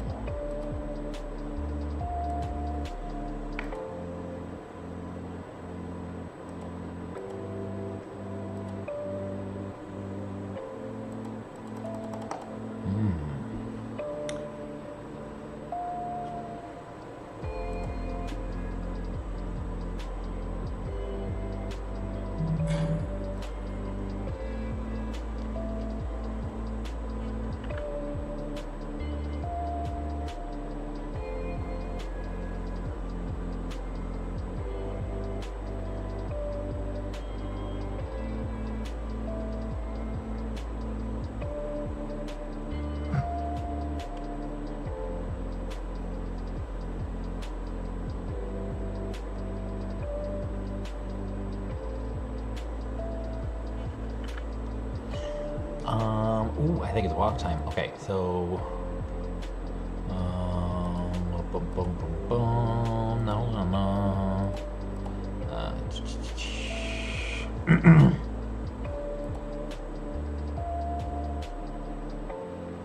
Let's see. Let's figure this out together, chat.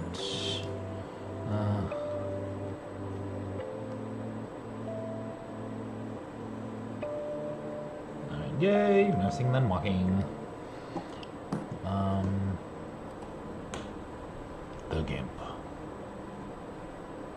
Color map, edit color.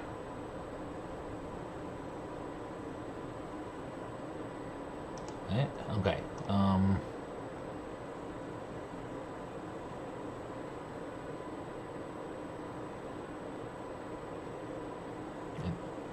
That's like a lot of words.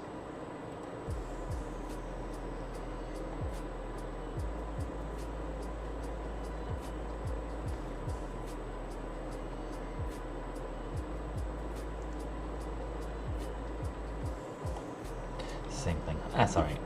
Necessary cookies only.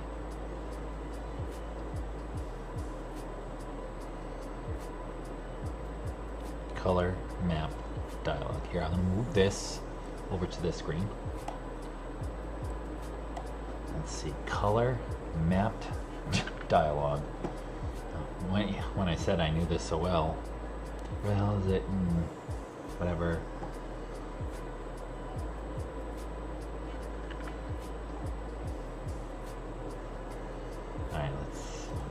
color map. Color map. Game. There we go. Color map dialog. Windows dockable color map. Image.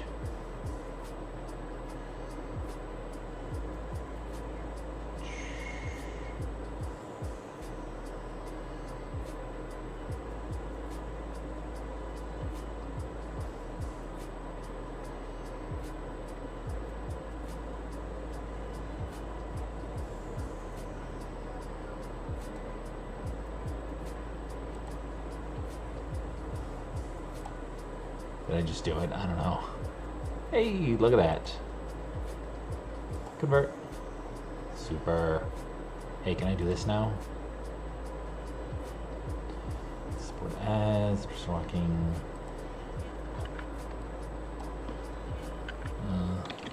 Walking. Wall.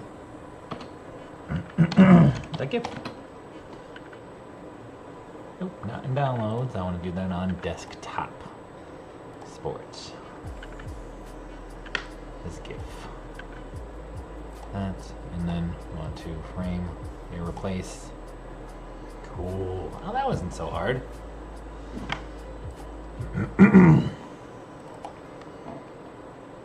Cool. There we go.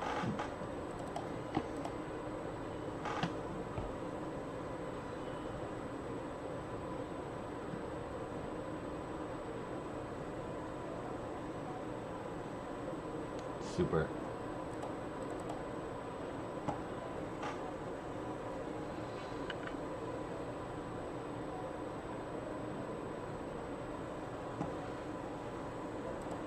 Perfect. Okay, well, that's a first step, and we're really going along with that. Let's find a couple more assets for the possibility of it. And then probably tomorrow, because we're going to go for a walk. And I mean, I have a ton roughly animated isometric characters. Excuse me. Painted tiles, beats, player belts, sci-fi tiles.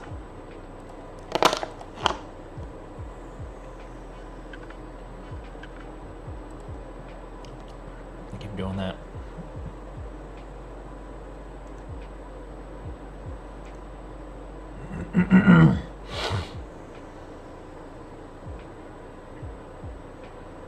Yep.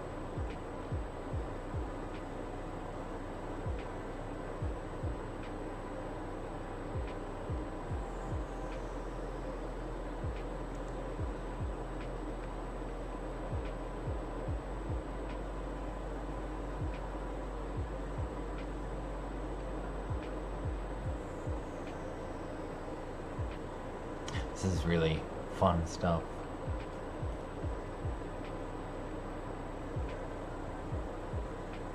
Ooh. Oh, that's cool. Because I find because I mean, and I also want to learn Blender. I want to do everything, just so you know. I want to learn Blender too, so that I can do it. Because I mean, I'm all right. How do I not have all of these isometric packs? Just sorted mushrooms. I don't need that many. Snowman, military base, concept art. To do art for a campaign setting. Because 5,000 isometric pathway tiles. Yeah,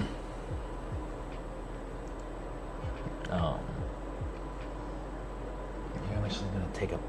Wait, how far is this? I'm on page 2. No, I'm just going to keep going with this on page 2. Isometric building interiors, tile toolkits, do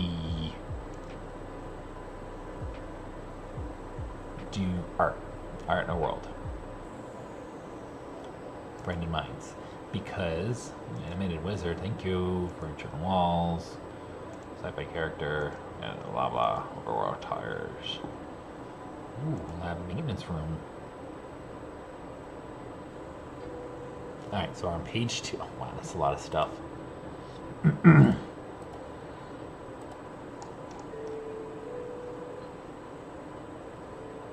I'm going to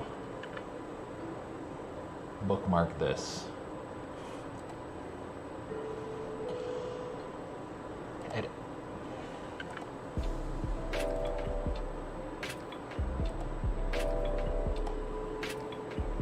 This new folder is going to be ISO arts. So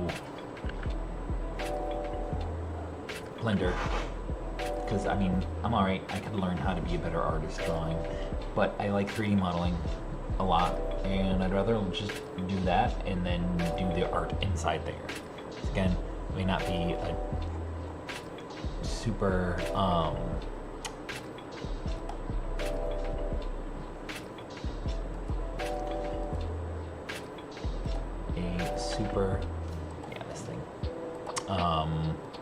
efficient way to do it, but I'm not exceptionally concerned. Yep, I'm just gonna do all of this. I'll just download all of them and go through it later.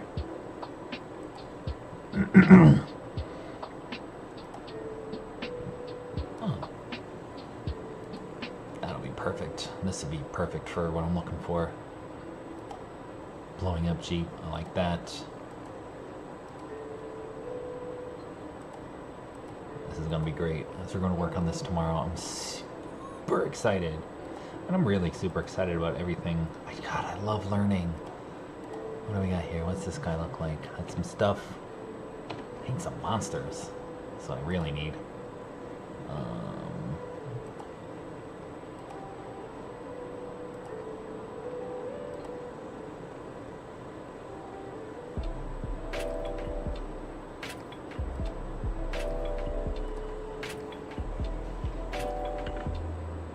Yeah, his stuff has the really round,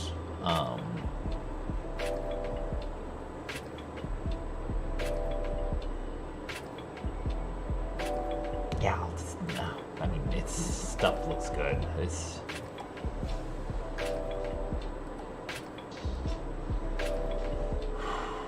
I wish I could just, I wish I could just get paid to do this, which is technically what I'm trying to do. But what's on this one? Yeah.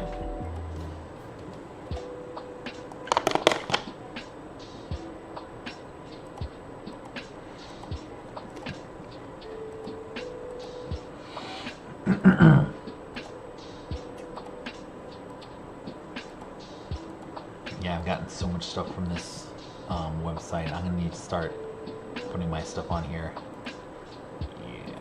I want you, I want you, I want you, I want you, I want you, I want you, I want all the stuff. 300 plus tiles. Thank you very much. Thank you very much.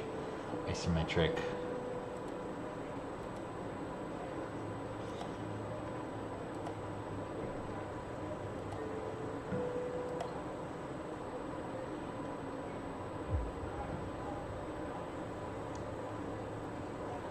I'm excited about all this. Alright, I'm gonna close this all out. I'm gonna go. Got walking to do. Gotta get my wife up, moving around. That's really fun. Discard that.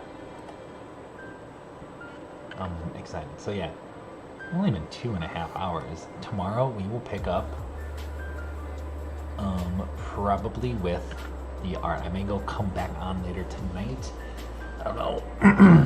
Because I mean, I'm always working, always grinding, but yeah, I don't know, I may come back on tonight, may not, but tomorrow definitely, 10 o'clock, and we'll probably start working on the pixel art first. Maybe we'll play by Baldur's Gate first, I don't know. Tomorrow's Friday, is it? Alright, tomorrow's Friday. Yeah, tomorrow's Friday.